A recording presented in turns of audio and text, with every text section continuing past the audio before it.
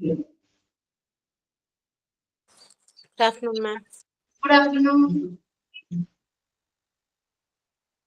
Good afternoon, ma'am. കഴിഞ്ഞ ക്ലാസ്സിൽ നമ്മൾ എവിടെ വരെ എടുത്തത്? Health indicators. അതിന്റെ സ്റ്റാർട്ട് ചെയ്തോളൂ അല്ലേ? Yes, ma'am. Good afternoon, ma'am. Okay, നമുക്ക് ജസ്റ്റ് ഒന്നുകൂടി പറഞ്ഞിട്ട് ഈ ഒരു ഭാഗത്തേക്ക് പോവാം.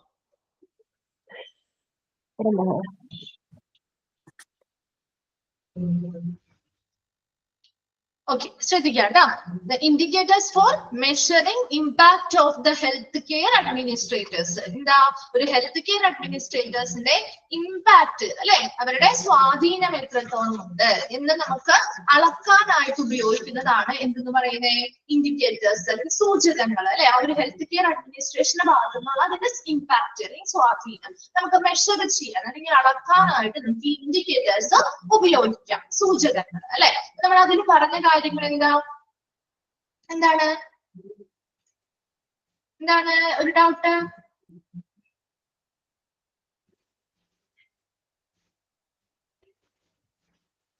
CMOയോ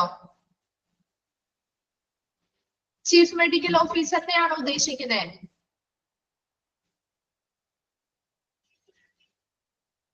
അതെന്തിനാണ് ചോദിച്ചത്? ഡ്യൂട്ടിയോ?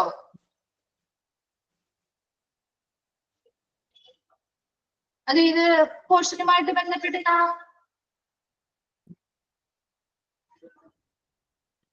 ഏത് ക്ലാസ്സുമായി, ഏത് ചാപ്റ്ററുമായി ബന്ധപ്പെട്ട ചോദിക്കുന്നേ? അത് ജനറലായിട്ട് ചോദിച്ചാണോ?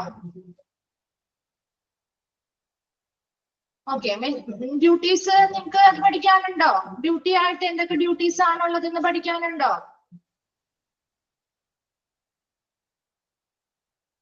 ഉണ്ട്. ഓക്കെ, അപ്പൊ അതാരെ പഠിപ്പിച്ചിരുന്നേ? ഏത് ടീച്ചർ അടുത്ത്? നിഷ മാമോ? നിഷ മാമിന്റെ അടുത്ത് ഒന്ന് ചോദിച്ചിരുന്നില്ലേ? അപ്പൊ തന്നെ ക്ലിയർ ചെയ്യുമായിരുന്നില്ലേ? അപ്പൊ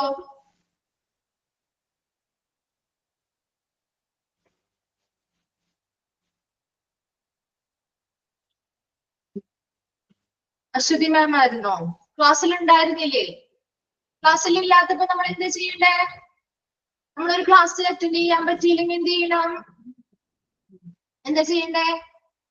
റെക്കോർഡഡ് ക്ലാസ് കാണണം അല്ലെ. റെക്കോർഡഡ് ക്ലാസ് കണ്ടിട്ട് നമുക്ക് ഡൗട്ടോ കാര്യങ്ങളോ ഉണ്ടെങ്കിൽ ആ ടീച്ചേഴ്സിന്റെ അടുത്ത് ചോദിക്കാം കേട്ടോ. റെക്കോർഡഡ് ക്ലാസ് കണ്ടിരുന്നോ?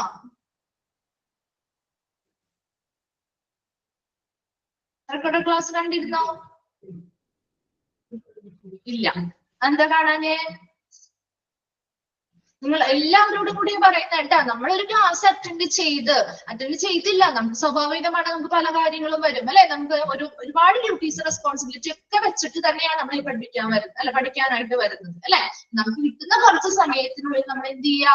നമുക്ക് ആ സമയത്ത് അറ്റൻഡ് ചെയ്യാൻ പറ്റിയില്ല, സ്വാഭാവികമാണ്. ചില സമയങ്ങളിൽ നമുക്ക് അറ്റൻഡ് ചെയ്യാൻ പറ്റില്ല. നമ്മൾ എന്ത് ചെയ്യണം? റെക്കോർഡഡ് ക്ലാസ് കാണണം. എന്നിട്ട് റെക്കോർഡഡ് ക്ലാസ് കണ്ടിട്ട് നിങ്ങൾക്ക് മനസ്സിലാവുന്നില്ല എങ്കിലും നിങ്ങൾ എന്ത് ചെയ്യുക? അതാത് എടുക്കുന്ന ടീച്ചേഴ്സിനോട് ചോദിക്കുക. ഇന്ന പോർഷൻസ് നമുക്ക് എനിക്ക് മനസ്സിലാവുന്നില്ല, മിസ് റെക്കോർഡ് ക്ലാസ് കണ്ടിട്ട് മനസ്സിലാവുന്നില്ല, മിസ് പറഞ്ഞു തരാമോ എന്ന് ചോദിച്ചാൽ ഏത് ടീച്ചേഴ്സ് ആണെങ്കിലും നമ്മൾ പറഞ്ഞു തരും കേട്ടോ. ഈ ഒരു CMOന്റെ കേസ് ആണെങ്കിൽ ഇപ്പൊ നമുക്ക് ആ ഒരു ടീച്ചേഴ്സിനോട് ചോദിച്ചോ?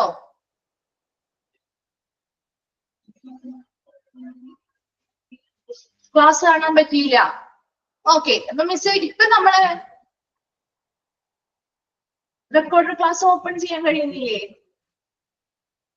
ഒറ്റ ക്ലാസ് ഓപ്പൺ ചെയ്യാൻ പറ്റുന്നില്ലേ നിങ്ങൾക്ക്? കോഡ് ഓപ്പൺ ചെയ്യാൻ പറ്റുന്നില്ല. അതിപ്പോ പ്രസന്റ്ലി ഉള്ള പ്രോബ്ലം ആണ്? അത് നേരത്തെ മുതലുണ്ടോ?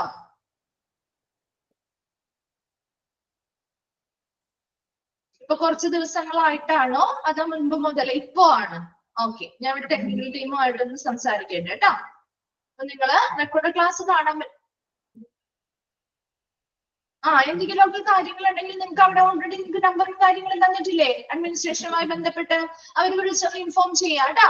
നിങ്ങൾക്ക് അങ്ങനെ ഓപ്പൺ ആവാൻ പറ്റുന്നില്ല, നിങ്ങൾക്ക് കണക്ട് ആവുന്നില്ല എന്നൊക്കെ ഉണ്ടെങ്കിൽ അപ്പൊ തന്നെ അത് പ്രോബ്ലം ഇത് സോൾവ് ചെയ്ത് തരും കേട്ടാ.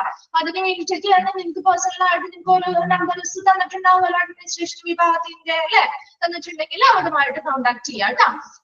അപ്പൊ നമുക്ക് ഈ ഒരു CMOന്റെ കേസ് നമുക്ക് നെക്സ്റ്റ് ക്ലാസ്സിൽ മിസ് ഒന്ന് പറയാം കേട്ടാ, പറഞ്ഞു തരാം. അല്ലെങ്കിൽ നിങ്ങൾക്ക് നെക്സ്റ്റ് അശ്വതി മാം ആണ് നെക്സ്റ്റ് നിങ്ങൾക്ക് ക്ലാസ്സിൽ കയറുന്നത്. അപ്പൊ മാം ആണ് എടുത്തതെങ്കിൽ മാമിനോട് ഒന്നുകൂടി ചോദിച്ച് ക്ലിയർ ചെയ്തതായിരിക്കും കുറച്ചും കൂടി ബെറ്റർ. കാരണം 2 ടീച്ചേഴ്സ് എടുക്കുന്നതും ചിലപ്പോൾ വ്യത്യസ്തമായിരിക്കാം. അപ്പൊ നിങ്ങൾക്ക് അത് കണക്ട് ചെയ്യണമെങ്കിൽ ആ പഠിപ്പിച്ച ടീച്ചർ തന്നെ അത് പറഞ്ഞു തന്നാലേ കുറച്ചും കൂടി വ്യക്തമായിട്ട് നമുക്ക് പറഞ്ഞു തരാൻ പറ്റുള്ളൂ കേട്ടോ. കേട്ടോ, എന്തായിരുന്നു പേരെന്തായിരുന്നു? ഓക്കെ ആണോ?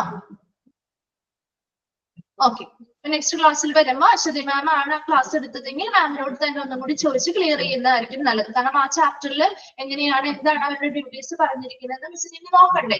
മിസ് എടുത്തിരിക്കുന്ന വേറൊരു ചാപ്റ്റർ അല്ലേ, നമുക്ക് ഈ ഒരു ചാപ്റ്ററിന്റെ സമയം കളയാൻ പറ്റില്ല. അപ്പൊ അതുകൊണ്ട് നെക്സ്റ്റ് മിസ് വരുമ്പോ ചോദിച്ച് എന്നിട്ട് ഡൗട്ട് മാറുന്നില്ലെങ്കിൽ നമുക്ക് നെക്സ്റ്റ് ക്ലാസ്സിൽ വേണമെങ്കിൽ അത് വേണമെങ്കിൽ ഒന്ന് പറഞ്ഞാലേ മിസ് റെഫർ ചെയ്തിട്ട് പറഞ്ഞുതരാം കേട്ടോ. നോക്കിയപ്പോ നമ്മൾ ഈ ഒരു പുതിയ ഭാഗത്തേക്ക് പോവാണ്. ഇൻഡിക്കേറ്റേഴ്സ് അല്ലെ, indicators for measuring impact of health care administration. ഒരു ഹെൽത്ത് കെയർ അഡ്മിനിസ്ട്രേഷന്റെ ഇമ്പാക്ട് അല്ലെങ്കിൽ സ്വാധീനം അല്ലെ എങ്ങനെയാണ് എന്നുള്ളതിനെ കുറിച്ചുള്ള സൂചനകളാണ് നമ്മൾ പഠിക്കാൻ പോകുന്നത്. നമ്മൾ ആദ്യമേ ഓൾറെഡി പറഞ്ഞിരുന്നു ഹെൽത്ത് ഇൻഡിക്കേറ്റേഴ്സ് എന്ന് പറഞ്ഞാൽ എന്താ? Health indicators R കാൽക്കുലബിൾ characteristics of A population. ഒരു പോപ്പുലേഷൻ അല്ലെങ്കിൽ ഒരു ജനസംഖ്യയുടെ കാൽക്കുലബിൾ ആണ് അല്ലെ, നമുക്ക് കണക്ക് കൂട്ടാൻ അല്ലെങ്കിൽ നമുക്ക് തിട്ടപ്പെടുത്താൻ പറ്റുന്ന സവിശേഷതകളിൽ ഒന്നാണ് ഹെൽത്ത് ഇൻഡിക്കേറ്റേഴ്സ് എന്ന് പറയുന്നത്. വിച്ച് റിസർച്ചേഴ്സ്, ഇങ്ങനെയുള്ള ഹെൽത്ത് ഇൻഡിക്കേറ്റേഴ്സ് ഉപയോഗിക്കുന്നത് ആരാണ്? പ്രധാനമായിട്ടും റിസർച്ചേഴ്സ് അല്ലെങ്കിൽ ഗവേഷകരാണെന്ന് പറഞ്ഞു അല്ലെ. Use supporting evidence four explaining the health of A population. ഒരു പോപ്പുലേഷന്റെ ആരോഗ്യം, ഒരു പോപ്പുലേഷനിലെ ആരോഗ്യം എങ്ങനെയാണ് എന്ന് എക്സ്പ്ലെയിൻ ചെയ്യാൻ അല്ലെങ്കിൽ വിശദീകരിക്കാനായിട്ട് ഉള്ള ഒരു സപ്പോർട്ടീവ് എവിഡൻസ് അല്ലെങ്കിൽ സഹായകരമാവുന്ന ഒരു തെളിവായിട്ട് നമുക്ക് റിസർച്ചേഴ്സ് ഉപയോഗിക്കുന്ന ഒരു കാര്യമാണ് എന്തെന്ന് പറയുന്നത് ഹെൽത്ത് ഇൻഡിക്കേറ്റേഴ്സ് എന്ന് പറയുന്നത് അല്ലെ. ഇപ്പൊ നമ്മളൊരു കോവിഡിന്റെ കേസ് എടുത്ത് നോക്കിയാൽ തന്നെ അറിയാം അല്ലെ, ഒരു കോവിഡിൽ ഒരു പോപ്പുലേഷൻ എത്ര പേർക്ക് കോവിഡ് വന്നു, എത്ര പേർക്ക് ഇനി വരാൻ സാധ്യതയുണ്ട് എന്നൊക്കെ നമ്മൾ എന്ത് ചെയ്തു? ആ കോവിഡിന്റെ സമയത്ത് നമ്മളോട് ഒരുപാട് പേര് നമ്മുടെ ആശ വർക്കർ കാര്യങ്ങളൊക്കെ അവർ ചെയ്യാറില്ലേ, നമ്മൾ ടെസ്റ്റ് ചെയ്ത് നോക്കിയോ, പോസിറ്റീവ് ആണോ എന്നൊക്കെ ചോദിക്കാറില്ലേ വിളിച്ച് ഇല്ലേ. അതുപോലെ തന്നെ നമ്മുടെ എന്താണ് മാറിക്കഴിഞ്ഞാലും ഇത്ര ദിവസം കഴിഞ്ഞ് നിങ്ങൾ പോയി നോക്കിയിരുന്നോ, അതുപോലെ കൃത്യമായിട്ട് മരുന്നുകളും കാര്യങ്ങളും കഴിക്കുന്നുണ്ടോ, വീട്ടിൽ മറ്റാർക്കെങ്കിലും ഉണ്ടോ എന്നൊക്കെ രീതിയിൽ അവർ വിളിച്ച് അന്വേഷണങ്ങൾ നടത്താറുണ്ടായില്ലേ, ഉണ്ടായിരുന്നോ? അതുപോലെ നമ്മൾ എന്താണ് നമ്മളോട് ചോദിക്കാറുണ്ട് വാക്സിനേഷൻ കൃത്യസമയത്ത് എടുത്തോ, അതിന് ഡേറ്റ് വരെ ചില ആളുകൾ നമ്മളെ വിളിച്ചെന്ത് ചെയ്യും ഓർമ്മിപ്പിക്കാറ് വരെയുണ്ട് അല്ലെ. അപ്പൊ അതൊക്കെ എന്തിനു വേണ്ടിയാണ്? അപ്പൊ അവരൊക്കെ ഇങ്ങനെയുള്ള സർവേകൾ നടത്തുന്നതാണത്. എന്തിനാണ് അവർ സർവേ നടത്തുന്നത്? ആ ഒരു പർട്ടിക്കുലർ ഏരിയയില് അല്ലെങ്കിൽ ആ ഒരു പർട്ടിക്കുലർ പോപ്പുലേഷനില് എത്ര പേർക്ക് ഈ പറയുന്ന രോഗങ്ങൾ വന്നിട്ടുണ്ട് അല്ലെ, എത്ര പേര് അതിൽ നിന്ന് റിക്കവർ ആയിട്ടുണ്ട്, എത്ര പേര് വാക്സിനേഷൻ എടുത്തിട്ടുണ്ട്, ഇനി എത്ര പേര് എടുക്കാനുണ്ട്. അപ്പൊ അവരുടെ ആ ഒരു പോപ്പുലേഷൻ ആരോഗ്യസ്ഥിതി, അവരുടെ ആ ഒരു ഹെൽത്ത് സ്റ്റാറ്റസിനെ കുറിച്ച് നമുക്ക് എന്ത് ചെയ്യാൻ പറ്റും? ഇങ്ങനെയുള്ള സർവേകളിലൂടെ അറിയാനായിട്ട് പറ്റും. അപ്പൊ ഇതും അതുപോലെ തന്നെയാണ് ഇവിടെയും പറയുന്നത്. നോക്കിയേ, normally researchers will use A survey methodology. അവരുടെ സർവേ മെത്തഡോളജിയിലൂടെയാണ്. അപ്പൊ ഫസ്റ്റ് സെന്റൻസ് ഒന്ന് അണ്ടർലൈൻ ചെയ്തിരാ കേട്ടോ. Health indicators R കാൽക്കുലബിൾ characteristics of A population.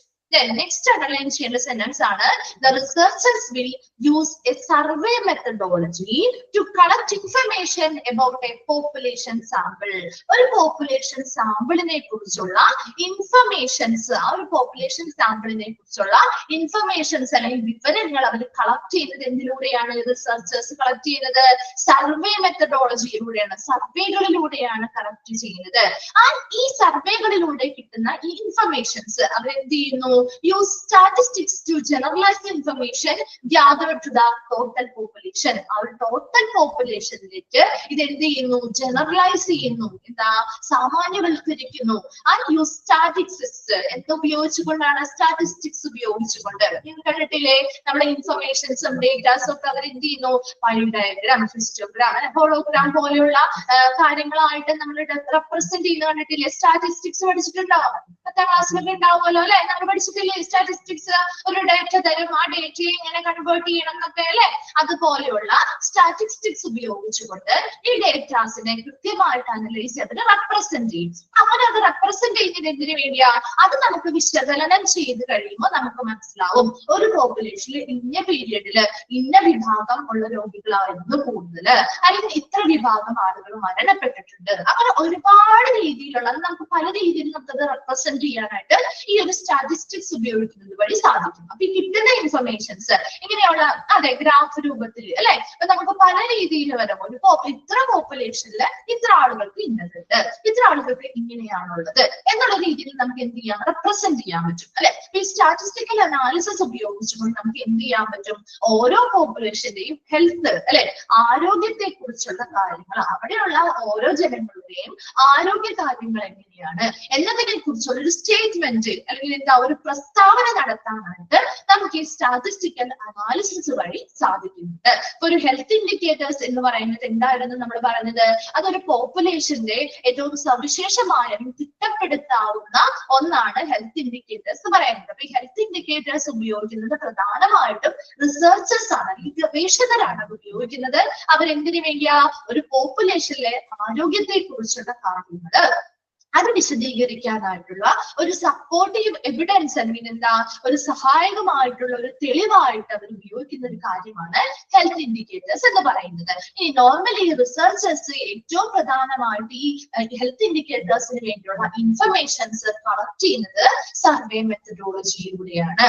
അതിന് കൂടെ കിട്ടുന്ന ഇൻഫർമേഷൻസ് അവർ എന്ത് ചെയ്യുന്നു, സ്റ്റാറ്റിസ്റ്റിക്സ് ഉപയോഗിച്ച് അത് ആ ഒരു മൊത്തം പോപ്പുലേഷനിലേക്ക് ജനറലൈസ് ചെയ്യുന്നു. അതിനുശേഷം അവർ എന്ത് ചെയ്യുന്നു, ഈ സ്റ്റാറ്റിസ്റ്റിക്കൽ അനാലിസിസ് നടത്തി ആ പോപ്പുലേഷന്റെ ആരോഗ്യത്തെ കുറിച്ചുള്ള ഒരു സ്റ്റേറ്റ്മെന്റ് അല്ലെങ്കിൽ ഒരു പ്രസ്താവന നടത്തുകയും ചെയ്യുന്നു.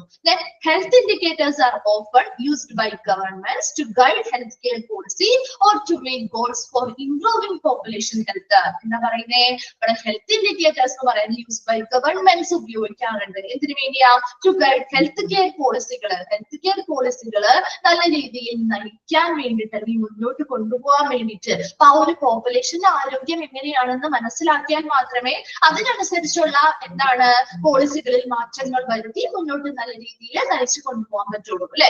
Or to make goals for improving population health, അല്ലെങ്കിൽ ആ ഒരു പോപ്പുലേഷന്റെ ആരോഗ്യത്തെ മെച്ചപ്പെടുത്താനുള്ള ലക്ഷ്യങ്ങൾ സെറ്റ് ചെയ്യാൻ, അല്ലെങ്കിൽ ആ ഹെൽത്ത് കെയർ പോളിസികളിൽ എന്തെങ്കിലുമൊക്കെ എന്താ മാറ്റങ്ങൾ വരുത്തി അത് നല്ല രീതിയിൽ ഗൈഡ് ചെയ്യാനും നയിച്ചു കൊണ്ടുപോകാനായിട്ട് ഗവൺമെന്റ് ഹെൽത്ത് ഇൻഡിക്കേറ്റേഴ്സ് ഉപയോഗിക്കാറുണ്ട്. അപ്പൊ നെക്സ്റ്റ് നോക്കി നിങ്ങൾ, നെക്സ്റ്റ് വരുന്നതാണ് ക്യാരക്ടറിസ്റ്റിക്സ്. അപ്പൊ ഇത്രയും ഭാഗം ക്ലിയർ ആണോ? വേഗം നോക്കി, ആ ഒരു ഫസ്റ്റ് പാരഗ്രാഫ് ഇൻട്രൊഡക്ഷൻ ഭാഗം ക്ലിയർ ആണോ? ഓക്കെ, നെക്സ്റ്റ് ആണ് ക്യാരക്ടറിസ്റ്റിക്സ്. എന്താണ്? സവിശേഷതകൾ. ഒരു ഹെൽത്ത് ഇൻഡിക്കേറ്റേഴ്സിന് ഉണ്ടായിരിക്കേണ്ട സവിശേഷതകളാണ് നെക്സ്റ്റ് പറയുന്നത് കേട്ടോ.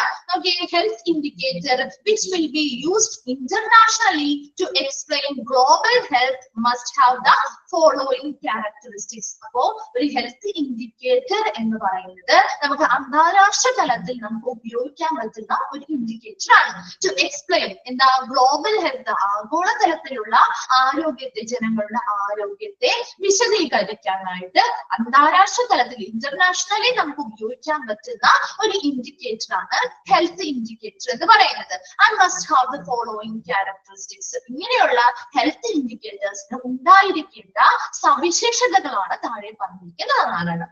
അത് ഇമ്പോർട്ടന്റ് ആണ്, നോക്കി വെക്കുക. 4 പോയിന്റ്സ് ആകെ പറഞ്ഞിട്ടുള്ളൂ. ആ 4 ചോദിക്കാൻ സാധ്യതയുള്ളതാണ്. ഇൻക്ലൂഡഡ് ആയത് ഏത്, ഇൻക്ലൂഡഡ് അല്ലാത്തത് ഏത് എന്ന രീതിയിൽ ചോദിക്കാം. നോക്കിയ first one, it must be explained in such a way that it can be gauged uniformly internationally. എന്താ ഗേജ്ഡ് എന്ന് പറഞ്ഞാൽ എന്താ, അളക്കാൻ പറ്റുന്ന കേട്ടോ. ഗേജ്ഡ് എന്ന് പറഞ്ഞാൽ അളക്കാൻ പറ്റുന്ന. നോക്കിയേ, ഇറ്റ് ഇന്റർനാഷണലി അന്താരാഷ്ട്ര തലത്തിൽ ഒരുപോലെ അല്ലെ, അന്താരാഷ്ട്ര തലത്തിൽ ഒരേപോലെ അളക്കാൻ കഴിയുന്ന വിധത്തിൽ വിശദീകരിക്കണം. എന്താ ഉദ്ദേശിക്കുന്നത് അവിടെ? It must be explained in such a way that ഇത് എങ്ങനെ വിശദീകരിക്കാൻ പറ്റണം എന്നാ പറയുന്നത്? That is can be gauged uniformly internationally, അന്താരാഷ്ട്ര തലത്തിൽ ഒരുപോലെ നമുക്ക് അളക്കാൻ പറ്റുന്ന രീതിയിൽ വിശദീകരിക്കാൻ പറ്റുന്നവയായിരിക്കണം ഒരു ഹെൽത്ത് ഇൻഡിക്കേറ്റർ എന്ന് പറയുന്നത്. അപ്പൊ എന്താണ്? അപ്പൊ അവിടെ നമ്മുടെ ഒരു രാജ്യത്തെ മാത്രമല്ല അവിടെ കൺസിഡർ ചെയ്യുന്നത്, അന്താരാഷ്ട്ര തലത്തിൽ ഗ്ലോബൽ ആയിട്ടുള്ള അല്ലെ മൊത്തത്തിൽ അന്താരാഷ്ട്ര തലത്തിലുള്ള ഓരോ പോപ്പുലേഷന്റെയും അടിസ്ഥാനപരമായ ആരോഗ്യ സ്റ്റാറ്റസ്, ഹെൽത്ത് സ്റ്റാറ്റസ് എങ്ങനെയുണ്ട് എന്നുള്ളത് വിശദീകരിക്കാൻ പറ്റുന്ന രീതിയിലുള്ള ഒരു ഇൻഡിക്കേറ്റർ ആയിരിക്കണം ഈ ഹെൽത്ത് ഇൻഡിക്കേറ്റർ എന്ന് പറയുന്നത്. അതാണ് ഫസ്റ്റ് പറയുന്നത്. അപ്പൊ അവിടെ ഒരേപോലെ നമുക്ക് എന്ത് ചെയ്യണം? ഓരോ രാജ്യങ്ങളിൽ മാത്രമല്ല ചെയ്യുന്നത്, അന്താരാഷ്ട്ര തലത്തിൽ ഒരുപോലെ നമുക്ക് എന്ത് ചെയ്യാൻ പറ്റണം? അളക്കാൻ പറ്റുന്ന രീതിയിലും ആ അളന്നത് വിശദീകരിക്കാൻ പറ്റുന്ന രീതിയിലുമുള്ളൊരു ഇൻഡിക്കേറ്റർ ആയിരിക്കണം ഈ ഹെൽത്ത് ഇൻഡിക്കേറ്റർ എന്ന് പറയുന്നത്. രണ്ടാമതായി പറയുന്നത് it must have statistical validity. ഇതിനെന്ത് വേണം? ഒരു സ്റ്റാറ്റിസ്റ്റിക്കൽ വാലിഡിറ്റി അല്ലെങ്കിൽ സ്റ്റാറ്റിസ്റ്റിക്കൽ സാധ്യത ഉണ്ടായിരിക്കണം, വളരെ ആക്യുറേറ്റ് ആയിരിക്കണം. അതുപോലെ ഇതുവഴി കിട്ടുന്ന ഓരോ കാര്യങ്ങളും വളരെ റിലയബിൾ ആയിരിക്കണം അല്ലെ? ആക്യുറേറ്റ് ആൻഡ് റിലയബിലിറ്റി എന്ന് പറയുന്നത് വളരെ അത്യാവശ്യമാണ്. അതുപോലെ ഒരു സ്റ്റാറ്റിസ്റ്റിക്കൽ സാധുത അല്ലെങ്കിൽ മൂല്യമുള്ളവയായിരിക്കണം ഈ ഹെൽത്ത് ഇൻഡിക്കേറ്റർ എന്ന് പറയുന്നത്.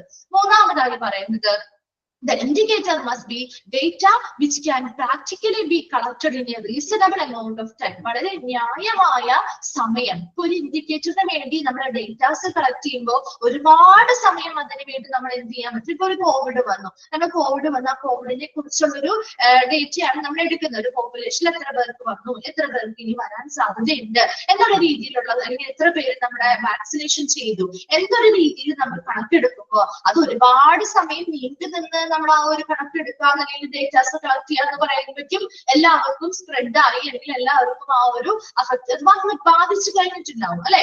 അതേസമയം അത് ഉള്ളവർക്ക് ഇനി ഇനിയുള്ളവർക്ക് വരാതിരിക്കാനുള്ള മെഷേഴ്സ് ചെയ്യാനും കൂടി വേണ്ടിയിട്ടാണ് നമ്മൾ ഈ പറയുന്ന കാര്യങ്ങളൊക്കെ നോക്കുന്നത് അല്ലെ? അപ്പൊ എപ്പോഴും കൃത്യമായ ന്യായമായ സമയം മാത്രം എടുത്തുകൊണ്ട് നമുക്ക് എന്ത് ചെയ്യാൻ പറ്റണം? ഇൻഫർമേഷൻസ് കളക്ട് ചെയ്യാൻ പറ്റുന്ന രീതിയിലായിരിക്കണം ഈ ഹെൽത്ത് ഇൻഡിക്കേറ്റേഴ്സ് ഉണ്ടാകുന്നത്.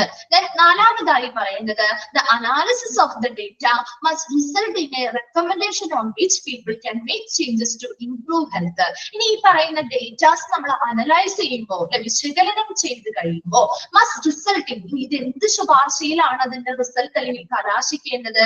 On which people can make changes to improve health.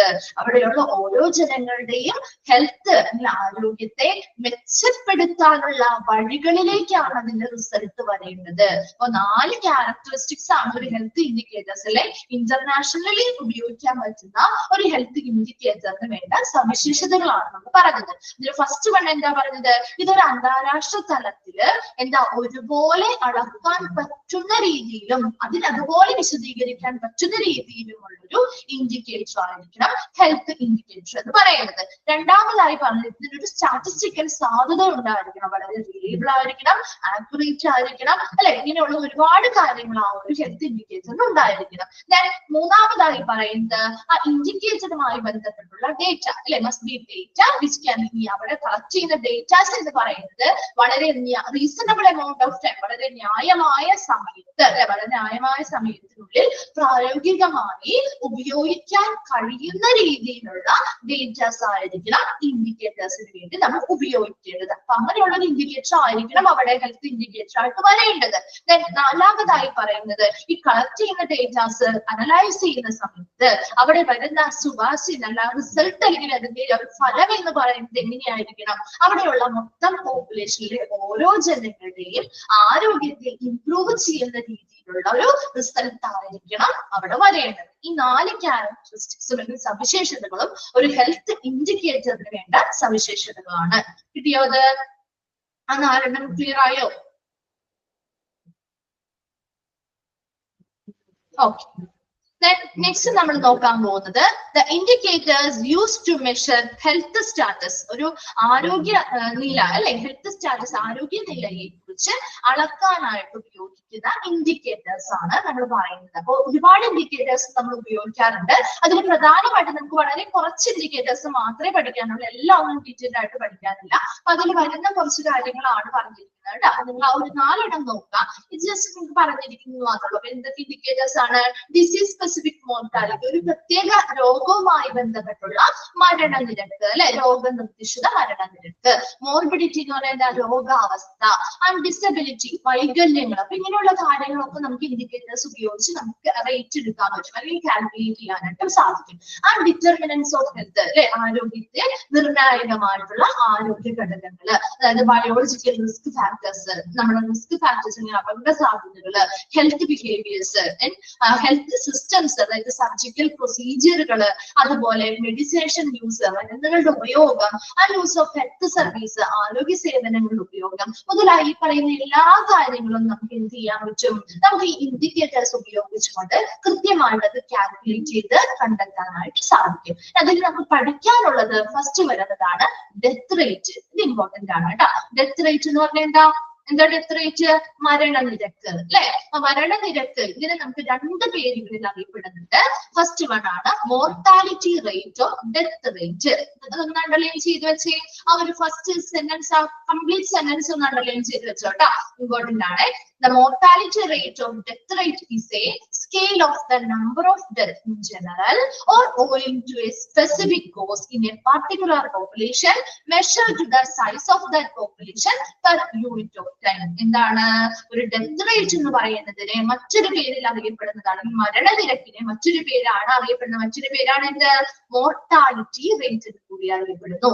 2 രീതിയിൽ ക്വസ്റ്റ്യൻ ചോദിക്കാം. ഒന്നില്ലെങ്കിൽ മോർട്ടാലിറ്റി റേറ്റിന്റെ മറ്റൊരു പേര് ചോദിക്കാം, അല്ലെങ്കിൽ ഡെത്ത് റേറ്റിന്റെ മറ്റൊരു പേര് ചോദിച്ചാൽ ഇത് രണ്ടും കാണാതെ പഠിച്ചു വെച്ചേക്കാം കേട്ടോ. ഡെത്ത് റേറ്റ് എന്ന് ചോദിച്ചാലും മോർട്ടാലിറ്റി റേറ്റ് എന്ന് ചോദിച്ചാലും ഒന്ന് തന്നെയാണ് അല്ലെ, മരണനിരക്കാണ്.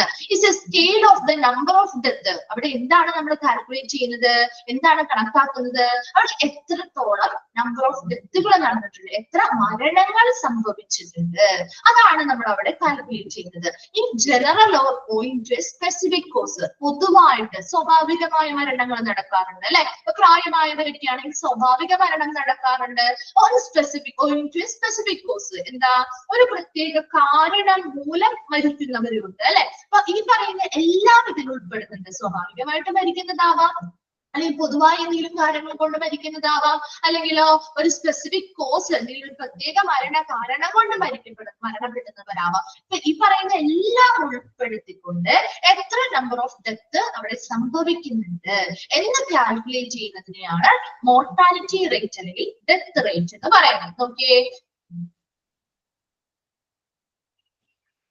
in a particular population measured to the size of that population per unit of time. ഒരു particular ടൈമിൽ അല്ലെങ്കിൽ ഒരു നിശ്ചിത സമയ പരിധിക്കുള്ളില് ആ ഒരു പോപ്പുലേഷന്റെ സൈസിനെ അടിസ്ഥാനമാക്കി ആ പർട്ടിക്കുലർ പോപ്പുലേഷനിൽ എത്ര മരണങ്ങൾ നടന്നിട്ടുണ്ട് അല്ലെ, നമ്പർ ഓഫ് ഡെത്ത് എത്ര എണ്ണം നടന്നിട്ടുണ്ട്, അത് കാൽക്കുലേറ്റ് ചെയ്യുന്നതിനെയാണ് മോർട്ടാലിറ്റി റേറ്റ് അല്ലെങ്കിൽ ഡെത്ത് റേറ്റ് എന്ന് പറയുന്നത്. അപ്പൊ 2 ക്വസ്റ്റ്യൻ ചോദിക്കാം. മോർട്ടാലിറ്റി റേറ്റ് അല്ലെങ്കിൽ ഡെത്ത് റേറ്റിന്റെ മറ്റൊരു പേര് എന്താണെന്ന് ചോദിക്കാം. അതുപോലെ നെക്സ്റ്റ് ചോദിക്കാം, എന്താ dash is scale of the number of death in a particular population measured to the size of that population per unit of time. ഇപ്പോഴും ഒരു per unit of time, ഒരു നിർദ്ദിഷ്ട സമയപരിധി എപ്പോഴും നമ്മൾ ആ ഒരു റേറ്റ് കണക്കാക്കുമ്പോൾ ഉണ്ടായിരിക്കും കേട്ടോ. ഒരു പെർട്ടിക്കുലർ യൂണിറ്റ് ഓഫ് ടൈമിനുള്ളിൽ ആ ഒരു പോപ്പുലേഷന്റെ സൈസിനെ അടിസ്ഥാനപ്പെടുത്തി ആ പർട്ടിക്കുലർ പോപ്പുലേഷനിൽ നടന്നിരിക്കുന്ന നമ്പർ ഓഫ് ഡെത്തുകളുടെ എണ്ണം, ഈ നമ്പർ ഓഫ് ഡെത്തുകൾ കാൽക്കുലേറ്റ് ചെയ്യുന്നതിനെയാണ് ആ ഒരു മോർട്ടാലിറ്റി റേറ്റ് അല്ലെങ്കിൽ ഡെത്ത് റേറ്റ് എന്ന് പറയുന്നത്. പൊതുവായ മരണങ്ങളും ഉൾപ്പെടുന്നുണ്ട്, ഒരു പ്രത്യേക കാരണത്താൽ മരണപ്പെട്ടവയും ഉൾപ്പെടുന്നുണ്ട്. കിട്ടിയോത്? മോർട്ടാലിറ്റി ഓർ ഡെത്ത് റേറ്റ് എന്താണെന്ന് മനസ്സിലായോ? Okay.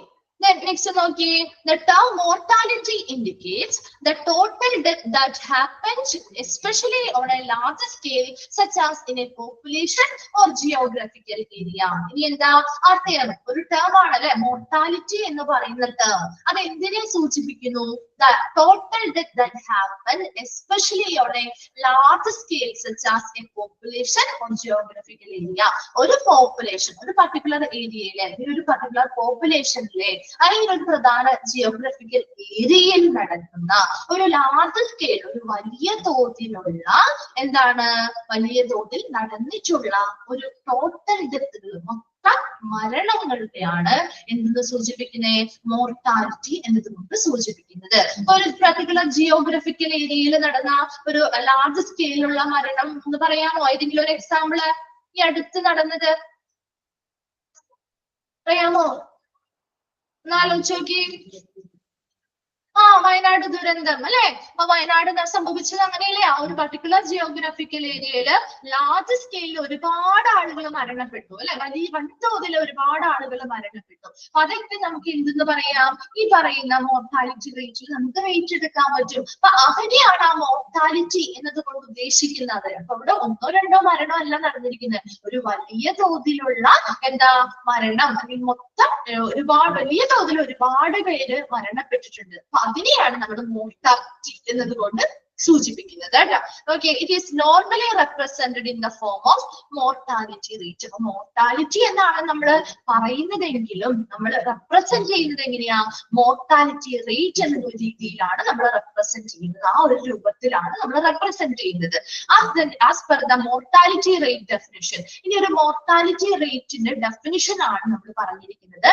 And index of the number of death each year or A specific time interval. അതൊന്ന് അണ്ടർലൈൻ ചെയ്ത് വെച്ച് an index of the number of deaths each year or a specified time interval in a specified population is called mortality rate. ഒരു mortality rate എന്ന് പറഞ്ഞാല് എന്താണ്? an index എന്ന് പറഞ്ഞാൽ എന്താ? സൂചന അല്ലെ? ആ ഒരു ഇൻഡെക്സ് എന്ന് പറയുന്നത് എന്തിനെ കുറിച്ചുള്ള ഇൻഡെക്സ് ആണ്?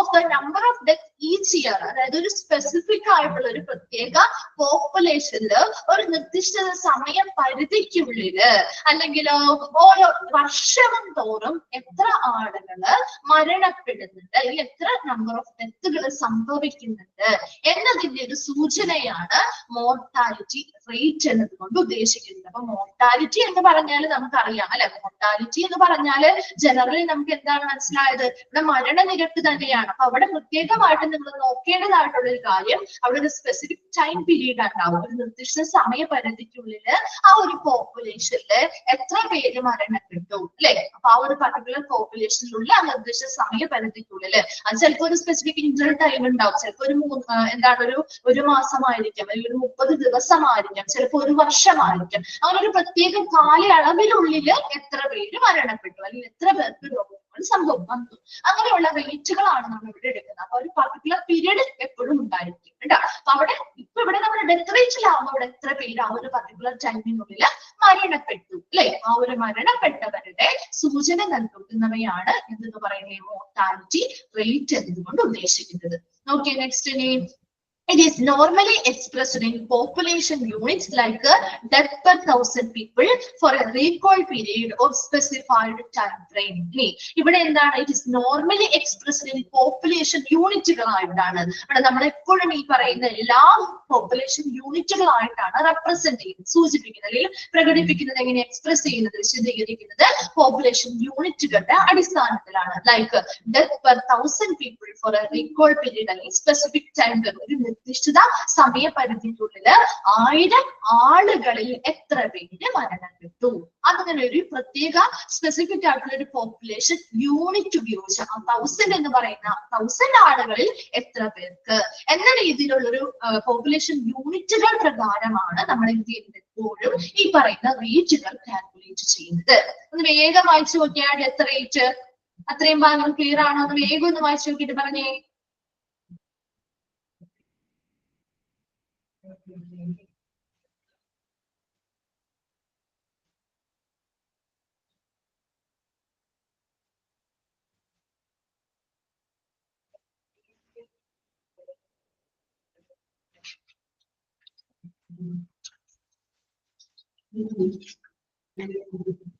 ഫസ്റ്റ് പാരഗ്രാഫോ?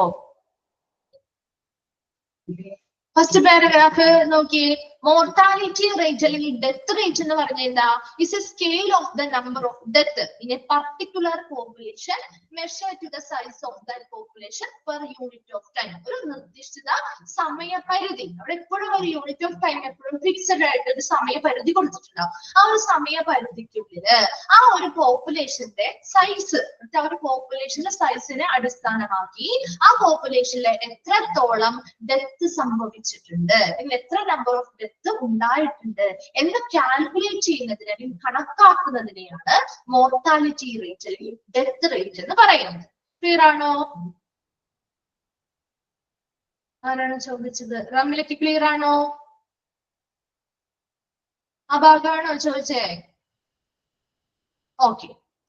ലാസ്റ്റ് പോയിന്റോ എന്താ പറയുക? It is normally expressed in population unit. അതായത് നമ്മൾ എപ്പോഴും ഒരു യൂണിറ്റിന്റെ അടിസ്ഥാനത്തിലാണ് ഇത് കണക്കാക്കുന്നത്. അല്ലാതെ ഇത്ര എണ്ണം എന്നല്ല. ഒരു 1000 എപ്പോഴും ഒരു 1000 ആളുകളില് എത്ര പേര് മരണപ്പെട്ടു എന്ന രീതിയിലുള്ള ഒരു യൂണിറ്റ്, പോപ്പുലേഷൻ യൂണിറ്റിന്റെ അടിസ്ഥാനത്തിലായിരിക്കും എപ്പോഴും എല്ലാ കാൽക്കുലേഷൻസും നടക്കുന്നത്. ഒരു സ്പെസിഫിക് ടൈം ഫ്രെയിമിലാണ്, നിർദ്ദിഷ്ട സമയപരിധിക്കുള്ളിൽ 1000 പേരിലെടുത്താൽ, ഒരു 1000 പേരെന്നൊരു കണക്കെടുത്താൽ അതിൽ എത്ര പേര് മരണപ്പെട്ടു അല്ലെങ്കിൽ അതിൽ എത്ര പേർക്ക് രോഗങ്ങൾ വന്നു എന്ന രീതിയിലുള്ള ഒരു കൃത്യമായ ഒരു കണക്ക് അല്ലെങ്കിൽ ഒരു യൂണിറ്റിന്റെ അടിസ്ഥാനത്തിലാണ് ഓരോ കാൽക്കുലേഷൻസും നടത്തുന്നത്. ക്ലിയർ ആയോ? ഓക്കെ. ഓക്കെ അല്ലേ? നെക്സ്റ്റ് ഭാഗത്തേക്ക് പോയിക്കോട്ടെ.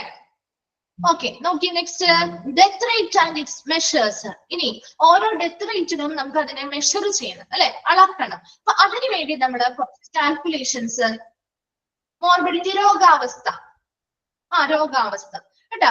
നോക്കിയേ, death rate and its measures എന്തൊക്കെയാണ്? Calculating a mortality rate. എന്താ അവിടെ ഒരു മോർട്ടാലിറ്റി റേറ്റ് നമ്മൾ കാൽക്കുലേറ്റ് ചെയ്യണം. മരണനിരക്ക് നമ്മൾ കാൽക്കുലേറ്റ് ചെയ്യാനുള്ള ഫോർമുലാസിലേക്കാണ് നമ്മൾ ഇനി കടക്കാൻ പോകുന്നത് കേട്ടോ. The mortality rate formula used for calculations according to the available statistics. എന്താ നമുക്ക് ലഭ്യമായിട്ടുള്ള സ്റ്റാറ്റിസ്റ്റിക്സ് അല്ലെങ്കിൽ സ്ഥിതി വിവര കണക്കുകൾ അനുസരിച്ച് നമുക്ക് എന്ത് ചെയ്യാൻ പറ്റും? ഈ പറയുന്ന മോർട്ടാലിറ്റി റേറ്റ് നമുക്ക് ഫോർമുലാസ് ഉപയോഗിച്ചുകൊണ്ട് കാൽക്കുലേറ്റ് ചെയ്യാനായിട്ട് സാധിക്കും. അപ്പൊ അതിന് വരുന്ന ഫോർമുലയാണ് mortality rate is equal to number of death divided by total population into 1000 divided by 365. ആ ഒരു ഫോർമുല നിങ്ങൾ അങ്ങനെ തന്നെ ബൈ ഹാർട്ട് ചെയ്ത് പഠിക്കണം കേട്ടോ. ഇത് ഇമ്പോർട്ടന്റ് ആണ്, നോട്ട് ചെയ്ത് വെക്കാം കേട്ടോ. ആ ഒരു ഫോർമുല നോക്കി, ഫോർമുല മോർട്ടാലിറ്റി റേറ്റിന്റെ ഫോർമുല എന്താ?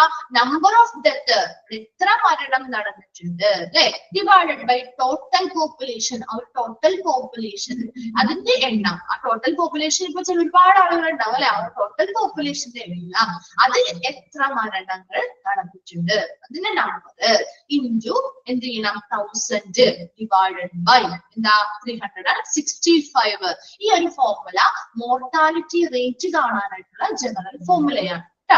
ആ ഒരു മോർട്ടാലിറ്റി റേറ്റിന്റെ ആ ഒരു ഫോർമുല ചോദിക്കുമ്പോൾ നിങ്ങൾ എപ്പോഴും നിങ്ങൾ ആ ഒരു ഫോർമുല പഠിച്ച് ബൈ ഹാർട്ട് ചെയ്ത് തന്നെ പഠിച്ചു വെച്ചേക്കണം. അത് ചോദിക്കാനുള്ള ഒരു ക്വസ്റ്റ്യൻ ആണ് കേട്ടോ. അതിൽ 2-3 ഫോർമുലാസ് ഇമ്പോർട്ടന്റ് ആണ് പറയും, മിസ് പറഞ്ഞിരുന്ന് നോട്ട് ചെയ്ത് വെച്ച് പഠിക്കണം കേട്ടോ. മോർട്ടാലിറ്റി റേറ്റ് അത് ഇമ്പോർട്ടന്റ് ആണെന്ന് എഴുതി വെച്ചേ. നമ്പർ ഓഫ് ഡെത്ത്, ടോട്ടൽ പോപ്പുലേഷനില് എത്ര ആളുകൾ മരണപ്പെട്ടു ഇൻറ്റു 1000 ഡിവൈഡഡ് ബൈ 365. കിട്ടിയോ? ഫോർമുല കിട്ടിയോ? നെക്സ്റ്റ് നോക്കിയേ, ഇൻ ഹോസ്പിറ്റല്. ഇനി നമ്മൾ ഹോസ്പിറ്റലിലേക്ക് കിടക്കാണ്. ഹോസ്പിറ്റലിൽ ഇതുപോലെ ഹോസ്പിറ്റലിനുള്ളിൽ നടക്കുന്ന മരണനിരക്കുകൾ കാൽക്കുലേറ്റ് ചെയ്യാനായിട്ട് ഇവിടെ 3 ടൈപ്പ് ഫോർമുലാസ് ആണ് ഉള്ളത്. അപ്പൊ അതില് ഫസ്റ്റ് വൺ മാത്രം നിങ്ങൾ ഇമ്പോർട്ടന്റ് ആയിട്ട് നോക്കിയാൽ മതി കേട്ടോ. ബാക്കി രണ്ടൊന്നും വായിച്ച് മനസ്സിലാക്കി വെച്ചാൽ മതി. ഫസ്റ്റ് വൺ ഇമ്പോർട്ടന്റ് ആണ്, ഗ്രോസ് മോർട്ടാലിറ്റി റേറ്റ്. നോക്കിയത് ഗ്രോസ് മോർട്ടാലിറ്റി റേറ്റ് കാണുന്നത് എങ്ങനെയാണ്? Total number of death happened in the hospital in A period. അതായത് ഒരു പീരിയഡിൽ, ഒരു ഗിവൺ പീരിയഡ്സ്, ഒരു 3 മാസമായിരിക്കാം, അല്ലെങ്കിൽ 1 മാസമായിരിക്കും, 30 ദിവസമായിരിക്കാം, അല്ലെങ്കിൽ 1 വർഷമായിരിക്കാം. പീരിയഡ് എന്ന് പറയുന്നത് വ്യത്യസ്തപ്പെടും കേട്ടോ. ആ ഒരു ഗിവൺ പീരിയഡിൽ, ഒരു പർട്ടിക്കുലർ പീരിയഡില് ആ ഹോസ്പിറ്റലിൽ നടന്നിരിക്കുന്ന ഡെത്തുകളുടെ ആകെ number divided by total number of discharges during that period. ഇനി എന്താ? ഇപ്പൊ നമ്മൾ അറിയാലോ, ഇപ്പൊ ഡിസ്ചാർജുമായി ബന്ധപ്പെട്ട് ചാപ്റ്റർ പഠിച്ചില്ലേ? ഡിസ്ചാർജിന്റെ ചാപ്റ്റർ പഠിച്ചില്ലേ? അപ്പൊ നിങ്ങൾ പഠിച്ചായിരുന്നു. അപ്പൊ ഡിസ്ചാർജ് എന്ന് പറയുമ്പോൾ അത് എങ്ങനെയൊക്കെ ഡിസ്ചാർജ് വരാം? എങ്ങനെയൊക്കെ വരാം? ഒരാള് എന്താണ് രോഗം വന്നു, അവർ ട്രീറ്റ്മെന്റ് കഴിഞ്ഞ് പോയാൽ മാത്രമേ ഡിസ്ചാർജ് ആവുള്ളൂ. അതെ, ഡെത്ത് ആകുമ്പോഴും അവിടെ ഡിസ്ചാർജ് വരുന്നുണ്ട് ഇല്ലേ? അപ്പൊ അതുപോലെ അങ്ങനെ നിങ്ങളൊന്ന് കൺസിഡർ ചെയ്യണം കേട്ടോ ഇവിടെ. എന്നാൽ മാത്രമേ നമുക്ക് ആ ഒരു കറക്റ്റ് മീനിങ്ങിലേക്ക് എത്താൻ പറ്റുള്ളൂ. നോക്കിയേ, total number of death discharges during that period. ഇവിടെ എന്താണ്? ചിലപ്പോ അവിടെ ഡെത്ത് അല്ലെ, മരണം നടന്നു കഴിഞ്ഞിട്ട് ചിലപ്പോ അവിടെ ഡിസ്ചാർജ് ആവുന്ന കേസ് ആവാം. അല്ലെങ്കിലോ ചില കേസുകളിൽ ഇപ്പൊ ഡിസ്ചാർജ് ആയി വീട്ടിലേക്ക് പോയി, അതെ, DMA പേഷ്യന്റ് നോക്കിയേ, ഇപ്പൊ എന്താ ഡിസ്ചാർജ് ആയി ചിലപ്പോ ഒരു വീട്ടിലേക്ക് പോയിട്ടുണ്ടാവും അല്ലെ, പോയി കഴിഞ്ഞ് ചിലപ്പോ അവര് മരണപ്പെടാറില്ലേ? ആ ഗിവൺ പീരീഡ്, ആ ഒരു സ്പെസിഫിക് ടൈം ഉണ്ടല്ലേ, ഇപ്പൊ ഒരു 30 ദിവസം, ഒരു മാസമാണ് കണക്കെടുക്കുന്നത് വിചാരിച്ചോ. ആ ഒരു മാസത്തില് ചിലവർക്ക് ഒരുപാട് പേര് ചിലപ്പോ എന്ത് ചെയ്യും, ഡെത്ത് മൂലം ഡിസ്ചാർജ് ആയിട്ടുണ്ടാവാം, അല്ലെങ്കിൽ ഓൾറെഡി നോർമൽ ആയിട്ട് ഡിസ്ചാർജ് ആയി പോയിട്ട് എന്ത് ചെയ്യാൻ വീട്ടിലെത്തി ആ ഒരു കൃത്യമായ ആ സമയപരിധിക്കുള്ളിൽ വീട്ടിൽ ചെന്നെങ്കിൽ അവര് പോയി കഴിഞ്ഞ് ഡിസ്ചാർജ് ചെയ്ത് പോയി കഴിഞ്ഞ് മരണപ്പെടാലോ അല്ലെ, പോസ്റ്റ് ഡിസ്ചാർജിന് ശേഷം മരണപ്പെടാലോ അല്ലെ. അപ്പൊ അങ്ങനെയുള്ള ആളുകളുടെ എണ്ണം നമ്മൾ എന്ത് ചെയ്യുന്നുണ്ട്, കൺസിഡർ ചെയ്യുന്നുണ്ട് കേട്ടാ. അങ്ങനെയാണ് ഇവിടുത്തെ കാൽക്കുലേഷൻസ് നടത്തുന്നത്. അപ്പൊ ഒരിക്കലും ആ ഹോസ്പിറ്റലിനുള്ളിൽ നടക്കുന്ന ഡെത്ത് മാത്രമല്ല നോക്കുന്നത്, ആ ഹോസ്പിറ്റലിൽ നിന്ന് ഡിസ്ചാർജ് ചെയ്ത ആ കൃത്യമായ സമയപരിധിക്കുള്ളിൽ അവിടെ നിന്ന് ഡിസ്ചാർജ് ചെയ്തു പോയി ആ ടൈം പീരീഡിനുള്ളിൽ മരണപ്പെട്ടവരെയും കൂടി ഇതിൽ ഉൾപ്പെടുത്തുന്നുണ്ട് കേട്ടാ.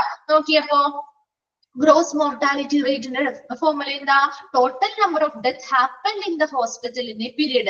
Our Ashabatril, a given period, a specific time period in Nadandula, number divided by total number of death discharges during that period. Our period നടന്നിട്ടുള്ള മരണങ്ങളുടെ ഡിസ്ചാർജുകളുടെ ചിലപ്പോൾ ഡിസ്ചാർജ് ചെയ്ത് പോയി കഴിഞ്ഞപ്പോ ഒരുപാട് മരണങ്ങൾ സംഭവിച്ചിട്ടുണ്ടാവാം. അതിന്റെ എല്ലാത്തിന്റെയും ആകെ നമ്പർ ഇൻറ്റു 100. നോക്കിയാൽ അതില് നോട്ട് ചെയ്യാൻ പറഞ്ഞിരിക്കുന്നത് എന്താ നോക്കിയേ, ഓൾ ദ ഡെത്ത്, അതായത് ഇപ്പൊ പർട്ടിക്കുലർ ഏരിയയിൽ ഇപ്പൊ വാർഡില് അല്ലെങ്കിൽ റൂമിലെ മരണം മാത്രമല്ല നമ്മൾ ഇവിടെ ഉൾപ്പെടുന്നത്. ആ മരണം എന്ന് പറയുമ്പോൾ എല്ലാ രീതിയിലുള്ള മരണവും നമ്മൾ കാൽക്കുലേറ്റ് ചെയ്യും. അതായത് എമർജൻസി ഡിപ്പാർട്ട്മെന്റിൽ മരണപ്പെടുന്നതാവാം, ICUവിൽ മരണപ്പെടുന്നതാവാം, അങ്ങനെയുള്ള എല്ലാ കാര്യങ്ങളും നമ്മൾ ഇവിടെ എന്ത് ചെയ്യുന്നുണ്ട്, കൗണ്ട് ചെയ്തെടുക്കുന്നുണ്ട്. And in denominator all type of discharges must be taken into account. എല്ലാ തരത്തിലുള്ള നമ്മൾ പറഞ്ഞില്ലേ, ഡെത്ത് വന്നാൽ മാത്രം എന്ത് ചെയ്യില്ല, ഡിസ്ചാർജ് ആവാം, അല്ലാത്ത രീതിയിലും അവിടുന്ന് ഡിസ്ചാർജ് ചെയ്ത ആളുകൾ പോവില്ലേ അല്ലെ, രണ്ട് രീതിയിലും. അങ്ങനെയുള്ള എല്ലാ രീതിയിലുമുള്ള ഡിസ്ചാർജുകളും നമ്മൾ എന്ത് ചെയ്യുന്നുണ്ട്, കൺസിഡർ ചെയ്യുന്നുണ്ട്. അപ്പൊ അവിടെ ഡിസ്ചാർജ് ആയി പോയി കഴിഞ്ഞവരെയും കൂടി നമ്മൾ എന്ത് ചെയ്യുന്നുണ്ട്, കഴിഞ്ഞിട്ട് മരണപ്പെട്ടവരെയും കൂടി ഉൾപ്പെടുത്തുന്നത് കൊണ്ടാണ് അവിടെ ഡിസ്ചാർജ് കൂടി ഡിനോമിനേറ്ററിൽ വന്നിരിക്കുന്നത്. നോക്കിയപ്പോ ഫസ്റ്റ് ഫോർമുല ഒന്ന് നോക്കിയേ, total number of death happened in the hospital in a period. ആ ഒരു പീരീഡിൽ ഹോസ്പിറ്റലിൽ സംഭവിച്ചിട്ടുള്ള മരണനിരക്ക് അല്ലെ, എത്ര മരണങ്ങൾ സംഭവിച്ചു അതിന്റെ ആകെ നമ്പർ ഡിവൈഡഡ് ബൈ ആ ഹോസ്പിറ്റലിൽ നിന്ന് ഡെത്ത് മൂലം അല്ലെ, മരണം മൂലമാവാം അല്ലാതെയും ഡിസ്ചാർജ് ചെയ്ത് പോയിട്ടുള്ള എല്ലാ പേഷ്യൻസിന്റെയും എത്ര ആളുകളുണ്ടോ അതിന്റെ എല്ലാത്തിന്റെയും നമ്പർ ഇൻറ്റു 100 ചെയ്യുന്നതാണ് അതിന്റെ ഫോർമുല. കിട്ടിയോ? ഫസ്റ്റ് വൺ ക്ലിയർ ആയോ? ഫസ്റ്റ് വൺ ക്ലിയർ ആയോ? Gross mortality rate. Okay, then second നോക്കിയേ, net mortality rate. First one important ആണ് കേട്ടോ, അത് നോട്ട് ചെയ്ത് വെക്കാൻ നിങ്ങള്. നോക്കിയേ, നെറ്റ് മോർട്ടാലിറ്റി റേറ്റ് എന്താ, total number of death that occurred after 48 hours of admission of the patient divided by total number of death and discharge during that period into 100. എന്താണ് net mortality റേറ്റിൽ പറയുന്നത്? the total number of death that occurred after 48 hours admission of the patient. ഒരു patient ഹോസ്പിറ്റലിലേക്ക് വന്നു, അവർ admission എടുത്തു അല്ലെ, admission എടുത്തു കഴിഞ്ഞ് 48 മണിക്കൂറിന് ശേഷം മരണപ്പെട്ടാൽ ആ മരണപ്പെട്ടവരുടെ എത്ര പേര് അങ്ങനെ മരണപ്പെട്ടിട്ടുണ്ട് അതിന്റെ ടോട്ടൽ നമ്പർ ഡിവൈഡ്. നമ്മുടെ ഒരു സമയപരിധി എത്രയാണ്? 48 മണിക്കൂറാണ് ആ ഒരു ടൈം പീരീഡ് എന്ന് പറയുന്നത്. ആ ഒരു 48 മണിക്കൂറിനുള്ളിൽ അഡ്മിഷൻ എടുത്ത് എത്ര ആളുകൾ മരണപ്പെട്ടിട്ടുണ്ട് അവരുടെ total number divided by total number of death and discharge during that period. ആ ഒരു സമയത്ത് നടത്തിയിട്ടുള്ള ഡെത്ത് ആൻഡ് ഡിസ്ചാർജുകളുടെ ആകെ എണ്ണം ഇൻറ്റു 100. നേരത്തെ പറഞ്ഞ പോലെ തന്നെ ഡിനോമിനേറ്ററിൽ വലിയ മാറ്റങ്ങൾ വരുന്നില്ല, ന്യൂമറേറ്ററിലാണ് മാറ്റങ്ങൾ വരുന്നത്. ഇപ്പൊ നോട്ട് ചെയ്യാൻ പറഞ്ഞിരിക്കുന്നു, okay, death ഒക്യൂറിംഗ് within 48 hours of discharge must also be reckoned in numerator. എന്താണ് reckoned എന്ന് പറഞ്ഞാൽ കണക്കാക്കപ്പെടുന്നുണ്ട് എന്ന് വെച്ചാൽ എന്താ, ആ ഒരു 48 മണിക്കൂർ നമ്മൾ നേരത്തെ പറഞ്ഞില്ലേ, ഡിസ്ചാർജ് ചെയ്ത് പോയി കഴിഞ്ഞാലും മരണപ്പെട്ടവരുടെയും കൂടി നമ്മളിവിടെ ആ ഒരു ഗിവൺ പീരീഡ്. ഇപ്പൊ ഇവിടെ ആവുമ്പോ എങ്ങനെയാ, 48 മണിക്കൂർ ഇവിടുന്ന് ഡിസ്ചാർജ് ചെയ്ത് പോയി, ഓൾറെഡി അഡ്മിഷൻ എടുത്തുള്ള കാര്യം നമ്മൾ പറഞ്ഞു. അത് കൂടാണ്ട് ന്യൂമറേറ്റർ എന്തുകൂടി കൺസിഡർ ചെയ്യുന്നുണ്ടാ പറഞ്ഞേ, എന്തുകൂടി കണക്കാക്കപ്പെടുന്നുണ്ട് എന്താ പറയുന്നേ, 48 മണിക്കൂറിനുള്ളിൽ ഇവിടെ നിന്ന് ഡിസ്ചാർജ് ചെയ്ത് പോയി 48 മണിക്കൂറിനുള്ളിൽ മരണപ്പെടുന്നവരുണ്ടെങ്കിൽ അവരുടെ നമ്പർ കൂടി ഇവിടെ എന്ത് ചെയ്യും, നമ്മള് ന്യൂമറേറ്ററിൽ കണക്കാക്കും. മനസ്സിലായോ? അത് ആ ഒരു നെറ്റ് മോർട്ടാലിറ്റി റേറ്റ് എന്ന് പറയുമ്പോൾ ന്യൂമറേറ്ററിൽ ശരിക്കും എന്തൊക്കെ വരും? അവിടെ ആ ഒരു അഡ്മിഷൻ ഓഫ് ദ പേഷ്യന്റ് മാത്രമല്ല വരുന്നത് അല്ലെ, അഡ്മിഷൻ എടുത്തവരുടെ കേസ് മാത്രമല്ല വരുന്നത്, എന്തും കൂടി വരുന്നുണ്ട്, ഡിസ്ചാർജ് കഴിഞ്ഞ് 48 മണിക്കൂറിനുള്ളിൽ മരണപ്പെടുന്നവരുടെയും കൂടി റേറ്റും കൂടിയാണ് എടുക്കുന്നത്. അപ്പൊ ആ ഒരു 48 മണിക്കൂറിനുള്ളിലാണ് വരുന്നവരുടെ കാര്യമാണ് അവിടെ പറയുന്നത് കേട്ടോ. അപ്പൊ എന്താണ് total number of death that occurred after 48 hours of admission of the patient. അവിടെ എന്തും കൂടി കൺസിഡർ ചെയ്യണം, അവർ എന്തും കൂടി കണക്കാക്കുന്നുണ്ടെന്നാ പറഞ്ഞത്, death ഒക്യൂറിംഗ് within 48 hours of discharge, 48 മണിക്കൂറിനുള്ളിൽ ഡിസ്ചാർജ് കഴിഞ്ഞ് 48 മണിക്കൂറിനുള്ളിൽ മരണപ്പെടുന്നവരുടെയും കൂടി അവിടെ കണക്കാക്കപ്പെടുന്നുണ്ട്. Divided by total number of death and discharges during that period, ആ ഒരു സമയത്ത് നടന്നിട്ടുള്ള ഡെത്തിന്റെയും അതുപോലെ ഡിസ്ചാർജുകളുടെയും ആകെ ടോട്ടൽ നമ്പർ ഇൻറ്റു 100. കിട്ടിയോ? സെക്കൻഡ് വൺ ക്ലിയർ ആയോ? ആ ഒരു ഫോർമുലാസ് തമ്മിൽ വലിയ വ്യത്യാസങ്ങളില്ല. ന്യൂമറേറ്ററിലാണ് ചെറിയ വ്യത്യാസങ്ങൾ വരുന്നത് അല്ലെ, ഡിനോമിനേറ്ററിലൊക്കെ ഏകദേശം സെയിം തന്നെയല്ലേ? ക്ലിയർ ആണോ? ഓക്കെ. Then third one നോക്കി, ICU specific mortality rate. എന്താണ് ICU specific mortality rate? നോക്കി, total number of death in ICU പേഷ്യൻസിനെ പീരിയഡ് നോക്കാം. അവിടെ പീരിയഡ് ആണ്, പിന്നെ പീരിയഡ് ഡിവൈഡഡ് ബൈ, അവിടെ ഒരു ഡിവൈഡഡ് ബൈ ഇട്ട് കൊടുത്തേ, total number of patients discharged from ICU in that period into 100. എന്താണ് ICU specific mortality rate എന്ന് പറയുന്നത്? Total number of death in ICU patients. എന്താണ് ICUലുള്ള പേഷ്യൻസ്, ആ ഒരു ഗിവൺ പീരിയഡില് ICUലുള്ള പേഷ്യൻസ്, ICUലുള്ള കിടപ്പ് രോഗികളിൽ എത്ര ആളുകൾ മരണപ്പെട്ടു അല്ലെ, അവരുടെ നമ്പറാണ് ന്യൂമറേറ്ററിൽ കൊടുത്തിരിക്കുന്നത്. ഡിനോമിനേറ്ററിൽ എന്താ കൊടുക്കുന്നത്? ഡിവൈഡഡ് ബൈ ഇടണോട്ട് അവിടെ, പീരിയഡ് കഴിഞ്ഞ് divided by total number of patients discharge from ICU in that period. ആ ഒരു ICUവിൽ നിന്ന് ഡിസ്ചാർജ് ചെയ്തിട്ടുള്ള എന്താ ടോട്ടൽ നമ്പർ ഓഫ് പേഷ്യൻസിന്റെ ആകെ എണ്ണം. അതിൽ മരണപ്പെട്ടവരെ ഉണ്ടാവാം, അല്ലെങ്കിൽ ഡിസ്ചാർജ് ചെയ്തതിനു ശേഷം മരണപ്പെടുന്നവരും ഉണ്ടാവാം അല്ലെ. ഇൻ 100 ചെയ്യുക. കിട്ടിയോ? ICU specific mortality rate clear ആയോ? അമ്മൂന്നല്ലോ ഓക്കെ അല്ലേ? ഓക്കെ. ഫസ്റ്റ് വണ്ണും അതുപോലെ തന്നെ മോർട്ടാലിറ്റി റേറ്റിന്റെ മെയിൻ ഫോർമുലയും നോക്കി വെക്കാം കേട്ടാ. ചോദിക്കാറുണ്ട്, രണ്ടെണ്ണമാണ് കൂടുതൽ ചോദിച്ചു കണ്ടിരിക്കുന്നത്. അത് നിങ്ങളൊന്ന് ജസ്റ്റ് വായിച്ച് മനസ്സിലാക്കി വെച്ചാൽ മതി കേട്ടോ. നെക്സ്റ്റ് നോക്കി, ഇൻഫന്റ് മോർട്ടാലിറ്റി റേറ്റ്. എന്താ ഇൻഫന്റ് മോർട്ടാലിറ്റി റേറ്റ് എന്ന് പറഞ്ഞാല്? നമ്മുടെ മോർട്ടാലിറ്റി റേറ്റ് എന്ന് പറയുന്നത് എന്താണ്? മോർട്ടാലിറ്റി റേറ്റ് എന്ന് പറഞ്ഞാൽ മരണനിരക്ക് അല്ലെ. ഇൻഫന്റ് മോർട്ടാലിറ്റി റേറ്റ് എന്ന് പറഞ്ഞാൽ വെരി ഗുഡ്. എന്താ?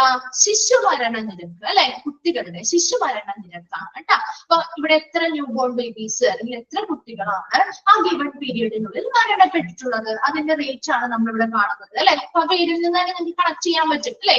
നോക്കിയപ്പോ infant mortality rate is the number of resident newborns in a prescribed geographical area. അപ്പൊ ഒരു പ്രത്യേക ഒരു രാജ്യത്താവാം, അല്ലെങ്കിൽ ഏതെങ്കിലും ഒരു സ്റ്റേറ്റിലാവാം, അല്ലെങ്കിൽ ഏതെങ്കിലും ഒരു കൺട്രി അല്ലെ, കൺട്രി ആണ് കേട്ടോ. ഒരു പ്രാവശ്യം അത് അല്ലെങ്കിൽ ഏതെങ്കിലും ഒരു പർട്ടിക്കുലർ ആയിട്ടുള്ള രാജ്യത്തോ അല്ലെങ്കിൽ ഏതെങ്കിലും സ്ഥലത്തോ അങ്ങനെ ഏതെങ്കിലും ഒരു പർട്ടിക്കുലർ ഏരിയ, അതാണ് അവിടുത്തെ റെസിഡന്റ് ഏരിയ എന്ന് പറയുന്നത്. ഇത് ആ കുട്ടികൾ ജനിക്കുന്ന ആ ഒരു സ്ഥലം അല്ലെ. ആ ഒരു ചിലപ്പോ ചിലത് നമ്മുടെ ഇന്ത്യയിലാണ്, അല്ലെങ്കിലോ ചിലപ്പോ ഏതെങ്കിലും ഒരു കേരളത്തിലാവാം, അങ്ങനെ ഒരു പർട്ടിക്കുലർ ഏരിയ വെച്ചാണ് നമ്മളത് കാൽക്കുലേറ്റ് ചെയ്യുന്നത് കേട്ടോ. അപ്പൊ നോക്കിയേ, newborns in prescribed geographical area dying under 1 year of age divided by the number of resident live birth for the same geographic area for a prescribed time, normally calendar year, and multiplied by 1000. നമ്മുടെ ആ ഒരു formula അത് തന്നെ അവർ explain ചെയ്ത് പറഞ്ഞിരിക്കുന്നതാണ് കേട്ടോ. നോക്കി, അപ്പൊ infant mortality rate എന്ന് പറയുന്നത് സിമ്പിൾ ആയിട്ട് ഇങ്ങനെ പറയാം. ഒരു ജിയോഗ്രഫിക്കൽ ഏരിയ, ഒരു പർട്ടിക്കുലർ ജിയോഗ്രഫിക്കൽ ഏരിയ, ചിലപ്പോൾ ഒരു രാജ്യമാവാം അല്ലെങ്കിൽ ഒരു സ്റ്റേറ്റ് ആവാം, അത് ഏതൊരു ഏരിയ ആയിക്കോട്ടെ, ആ ഒരു ഏരിയയില് എത്ര കുട്ടികൾ ജനിച്ചു മൊത്തം ഇപ്പൊ ഒരു വർഷത്തെ കണക്കാണ് എടുക്കുന്നത്. ആ ഒരു വർഷത്തില് എത്ര കുട്ടികൾ എന്ത് ചെയ്തു? ലൈവ് ബർത്ത് ജനിച്ചിട്ടുണ്ട്. അതിൽ ആ ഒരു വർഷത്തിനുള്ളിൽ എത്ര കുട്ടികൾ എന്ത് ചെയ്തിട്ടുണ്ട്? എന്ത് ചെയ്തിട്ടുണ്ട്? Dying under 1 year of age. ഒരു വയസ്സിന് താഴെ അല്ലെ, ഒരു വർഷത്തിന് ഒരു വയസ്സ് വരെ പോലും ജീവിക്കാതെ ആ ഒരു വർഷത്തിനുള്ളിൽ എത്ര കുട്ടികൾ മരണപ്പെട്ടിട്ടുണ്ട്? അതാണ് ഇവിടെ നമ്മൾ ഇൻഫന്റ് മോർട്ടാലിറ്റി റേറ്റ് എന്ന് പറയുന്നത്. മനസ്സിലായോ? For the same geographical area for a prescribed time, normally ഒരു കലണ്ടർ ഇയർ, ഒരു വർഷമാണ് ഇവിടെ നമ്മൾ പ്രധാനമായിട്ടും കാൽക്കുലേറ്റ് ചെയ്യുന്നത്. ആ ഒരു വർഷത്തിന് എത്ര കുട്ടികൾ ജനിച്ചു, അതിൽ എത്ര പേര് മരണപ്പെട്ടു? മനസ്സിലായോ? കിട്ടിയോ? ഇൻഫന്റ് മോർട്ടാലിറ്റി റേറ്റ്, ശിശുമരണ നിരക്ക്. അപ്പൊ പുതുതായി ജനിച്ച കുട്ടികള്, അതിൽ നവജാത ശിശുക്കളുണ്ട്, അതിൽ എത്ര പേര് മരണപ്പെട്ടു അല്ലെ? Dying under 1 year of age, ഒരു വർഷത്തിനുള്ളിൽ മരണപ്പെട്ട കുട്ടികളുടെ എണ്ണമാണ് നമ്മളിവിടെ ഇൻഫന്റ് മോർട്ടാലിറ്റി റേറ്റ് കൊണ്ട് കാണുന്നത്. ക്ലിയർ അല്ലേ? ഇത് കാൽക്കുലേഷനിലേക്ക് പോവാം. ഇത് നിങ്ങൾക്ക് കാൽക്കുലേറ്റ് ചെയ്യാനൊന്നും വരില്ല കേട്ടോ, ജസ്റ്റ് ആ ഒരു ഫോർമുല ചോദിക്കാറുണ്ട് കേട്ടോ. ആ ഒരു ഫോർമുല ഒന്ന് നോട്ട് ചെയ്ത് വെച്ചേ. ഫോർമുല ഒന്ന് നോട്ട് ചെയ്ത് വെച്ച് ഒന്നും കൂടി പറയണോ? നോക്കി, ഇൻഫന്റ് മോർട്ടാലിറ്റി റേറ്റ് എന്ന് പറഞ്ഞാൽ ശിശുമരണ നിരക്ക്. അതായത് ഒരു നോർമലി നമ്മൾ കാൽക്കുലേറ്റ് ചെയ്യുന്നത് ഒരു കലണ്ടർ ഇയർ എന്ന് പറഞ്ഞാൽ എത്രയാ? ഒരു വർഷം, അല്ലെങ്കിൽ നമ്മൾ എന്താ പറയുക, ഒരു 12 മാസം അല്ലെ, അങ്ങനെയല്ലേ നമ്മൾ ഒരു കലണ്ടർ ഇയർ പറയുന്നത്. ആ ഒരു വർഷത്തിനുള്ളിൽ എത്ര കുട്ടികൾ അവിടെ ജനിച്ചു, എത്ര നവജാത ശിശുക്കൾ, ന്യൂബോൺ ബേബീസ് അവിടെ ജനിച്ചു, ആ ഒരു പർട്ടിക്കുലർ ഏരിയയിൽ എത്ര പേര് ജനിച്ചു, അതിൽ എത്ര പേര് ഒരു വർഷത്തിനുള്ളിൽ മരണപ്പെട്ടു, അതിന്റെ റേറ്റ് ആണ് നോക്കുന്നത്. മനസ്സിലായോ? ഇൻഫന്റ് മോർട്ടാലിറ്റി റേറ്റ് ക്ലിയർ ആയോ?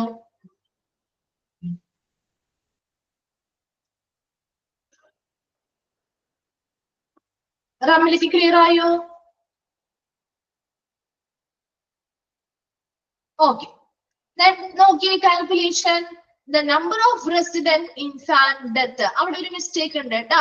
ആ ഇൻഫാന്റ് കഴിഞ്ഞിട്ടാണ് അവിടെ ഡിവൈഡ് ബൈ ഇട്ടിരിക്കുന്നത്. ഇൻഫാന്റ് ഡെത്ത് കഴിഞ്ഞിട്ടാണ് അത് വരുന്നത് കേട്ടോ. ഡെത്ത് കഴിഞ്ഞിട്ടാണ് ഡിവൈഡഡ് ബൈ എന്ന് വരുന്നത് കേട്ടോ. അതൊന്ന് തിരുത്തിയേ. Number of resident infant death. എന്താ റെസിഡന്റ് എന്ന് പറഞ്ഞാൽ എന്താ? അവരുടെ പർട്ടിക്കുലർ ഏത് രാജ്യത്ത്, ചിലപ്പോൾ ഒരു പ്രത്യേക ഇന്ത്യ എന്ന് പറയുന്ന ഒരു രാജ്യമാണെങ്കിൽ ആ ഒരു രാജ്യത്തെ മൊത്തത്തിലുള്ള കണക്കായിരിക്കും നമ്മൾ എടുക്കുന്നത്. അല്ലെങ്കിൽ ഒരു സ്റ്റേറ്റ്, ഇപ്പൊ ഒരു സ്റ്റേറ്റിൽ കേരളം എന്ന് പറയുന്ന ആ ഒരു സ്റ്റേറ്റിന്റെ കണക്കാണെങ്കിൽ ആ പറയുന്ന പ്രദേശത്ത് അല്ലെങ്കിൽ ആ പറയുന്ന ഏരിയയിൽ അവരുടെ ആ ഒരു താമസ സ്ഥലത്തെയാണ് ആ റെസിഡന്റ് എന്ന് ഉദ്ദേശിക്കുന്നത് കേട്ടോ. ആ ഒരു താമസ സ്ഥലത്ത് എത്ര ഇൻഫാന്റ് അല്ലെങ്കിൽ എത്ര നവജാത ശിശുക്കളാണ് ഒരു വർഷത്തിനുള്ളിൽ മരണപ്പെട്ടിരിക്കുന്നത്, അതാണ് ന്യൂമറേറ്ററിൽ വരുന്നത്. Number of resident infant death അല്ലെ, മരണപ്പെട്ടിട്ടുള്ള ഇൻഫാന്റ് നവജാത ശിശുക്കളുടെ എണ്ണം divided by number of resident live birth. അവിടെ ആകെ ആ ഒരു വർഷത്തിൽ എത്ര കുട്ടികൾ ജനിച്ചു അല്ലെ, അവര് എത്ര കുട്ടികൾ ആകെ ഇപ്പൊ ഒരു വർഷത്തിൽ ഇപ്പൊ ഒരു 1000, ജസ്റ്റ് ഒരു കണക്കെടുക്കുന്നതാണ് കേട്ടോ. ഒരു വർഷത്തിൽ ഇപ്പൊ 1000 നവജാത ശിശുക്കൾ ന്യൂബോൺ ബേബീസ് ജനിച്ചിട്ടുണ്ട്. അതിൽ ചിലപ്പോ 10 പേരായിരിക്കും മരണപ്പെട്ടു പോയിട്ടുണ്ടാവുക. അപ്പൊ 10 ഡിവൈഡഡ് ബൈ 1000 into 1000 ആണ് അതിന് കാണാനുള്ള കാൽക്കുലേഷൻ ഫോർമുല. കിട്ടിയോ? അപ്പൊ number of resident infant death, എത്ര റെസിഡൻസ് അല്ലെങ്കിൽ എത്ര കുട്ടികളാണ് താമസിച്ചിരിക്കുന്ന ആ ഒരു പർട്ടിക്കുലർ ഏരിയയിൽ എത്ര കുട്ടികളാണ് എന്താണ് ഒരു വർഷത്തിനുള്ളിൽ എത്ര നവജാത ശിശുക്കളാണ് മരണപ്പെട്ടിട്ടുള്ളത്, അതിന്റെ number divided by number of resident live birth, അവിടെ ജനിച്ചിട്ടുള്ള ആകെ കുട്ടികളുടെ എണ്ണം into 1000. കിട്ടിയോ? ആ ഒരു ഫോർമുല കിട്ടിയോ? ക്ലിയർ ആണോ? ഇത്രയും ഓക്കെ ആണോ ഫോർമുല? ഓക്കെ, ഇനി നിങ്ങൾക്ക് ഒരു എക്സാമ്പിൾ കൊടുത്തിട്ടുണ്ട്. ജസ്റ്റ് എക്സാമ്പിൾ നിങ്ങൾക്ക് മനസ്സിലാക്കാൻ വേണ്ടി മാത്രം തന്നിരിക്കുന്നതാണ് കേട്ടോ, ചോദിക്കാറൊന്നുമില്ല. എക്സാമ്പിൾ നിങ്ങൾക്ക് ആ ഒരു കാൽക്കുലേറ്റ് ചെയ്യാൻ വേണ്ടിയിട്ട് ഒന്ന് പറഞ്ഞിരിക്കുന്നതാണ്. നോക്കി നിങ്ങള് ഇപ്പൊ 1000 നോക്കി 1300 infant death in 2008 among state residents. ഓരോ സ്റ്റേറ്റുമായി ബന്ധപ്പെട്ടാണ് കേട്ടോ ആ ഒരു താമസ സ്ഥലം. ഇപ്പൊ നമുക്ക് ആ ഒരു കേരള അല്ലെങ്കിൽ നമ്മുടെ എന്താണ് ഏതെങ്കിലും ഒരു പർട്ടിക്കുലർ സ്റ്റേറ്റ് ബന്ധപ്പെട്ട് നിങ്ങൾ എടുത്ത് നോക്കുക. അപ്പൊ ഏതെങ്കിലും ഒരു പർട്ടിക്കുലർ സ്റ്റേറ്റില് 2008 കണക്കാണ് അവർ പറയുന്നത്. 2008 1300 ഇൻഫാന്റ് ഡെത്തുകൾ, ഈ ശിശു മരണങ്ങൾ നടന്നിട്ടുണ്ട്. അവിടെ ആകെ ഉണ്ടായിരുന്ന ലൈവ് ബർത്ത് അല്ലെങ്കിൽ നവജാത ശിശുക്കള്, പുതുതായി ഉണ്ടായ നവജാത ശിശുക്കളുടെ ആകെ എണ്ണം എത്രയാണ്? 50,000 ആണ് അല്ലെ. അപ്പൊ ആ 2008 എത്ര ആളുകളുടെ എത്ര നവജാത ശിശുക്കളാണ് ഉണ്ടായിരിക്കുന്നത്? 1,50,000 നവജാത ശിശുക്കളും മൊത്തത്തിൽ ഉണ്ടായിരുന്നു. ആ ഒരു വർഷം അവിടെ കണക്കിലാണ് പറയുന്നത്. അത്രയും ഉണ്ടായിരുന്നു. അതിൽ എത്ര കുട്ടികളാണ് മരണപ്പെട്ടത്? എത്ര കുട്ടികളാണ് മരണപ്പെട്ടത്? 1300 കുട്ടികൾ മരണപ്പെട്ടു. ക്ലിയർ ആണോ? ഇത്രയും ക്ലിയർ ആണോ? ഇനി നിങ്ങളൊന്ന് കാൽക്കുലേഷനിലോട്ട് ഒന്ന് വെച്ച് നോക്കിയേ. കണ്ടോ കാൽക്കുലേഷൻ? അവിടെ മരണപ്പെട്ട കുട്ടികളുടെ എണ്ണം എന്ന് പറഞ്ഞാൽ 1300 അല്ലെ. അപ്പൊ അതെന്തിൽ വരും? ന്യൂമറേറ്ററിൽ വരുന്നു. ഡിനോമിനേറ്ററിൽ എന്താ വരുന്നത്? 1,50,000 കുട്ടികളാണ് ആകെ അവിടെ ജനിച്ച കുട്ടികൾ എന്ന് പറയുന്നത് അല്ലെ. അപ്പൊ അതാണ് ഡിനോമിനേറ്ററിൽ വരുന്നത്. ഇൻറ്റു 1000 ചെയ്തിട്ട് അവർ എന്ത് ചെയ്യുന്നു? അവിടെ 8.7 ഇൻഫാന്റ് ഡെത്തുകളാണ്. അവിടെ റേറ്റ് ആണ് കിട്ടിയിരിക്കുന്നത്. 1000 live birth in 2008 state residence. ആ ഒരു സ്റ്റേറ്റില് 2008 കണക്ക് പ്രകാരം 1000, നമ്മൾ പറഞ്ഞ ഒരു പോപ്പുലേഷൻ യൂണിറ്റ് പ്രകാരമാണ് ചെയ്യുന്നത് അല്ലെ. ഒരു എന്താണ് 1000 ആളുകളിൽ എത്ര ബർത്ത്, അതുപോലെ ഇവിടെ 1000 ലൈവ് ബർത്തുകളിൽ എത്ര റേറ്റ് ആണ് മരണനിരക്ക് എന്നുള്ളതാണ് നമ്മൾ കാണുന്നത് കേട്ടോ. വെറുതെ ജസ്റ്റ് ഒരു എക്സാമ്പിൾ നിങ്ങൾക്ക് അതൊന്ന് മനസ്സിലാകാൻ വേണ്ടി ഫോർമുല അപ്ലൈ ചെയ്ത് നോക്കാൻ വേണ്ടിയിട്ട് മാത്രം വന്നിരിക്കുന്നതാണ്.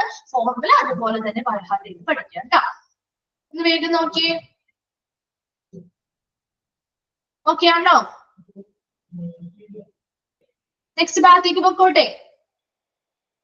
ഓക്കെ, നെക്സ്റ്റ് നോക്കിയേ.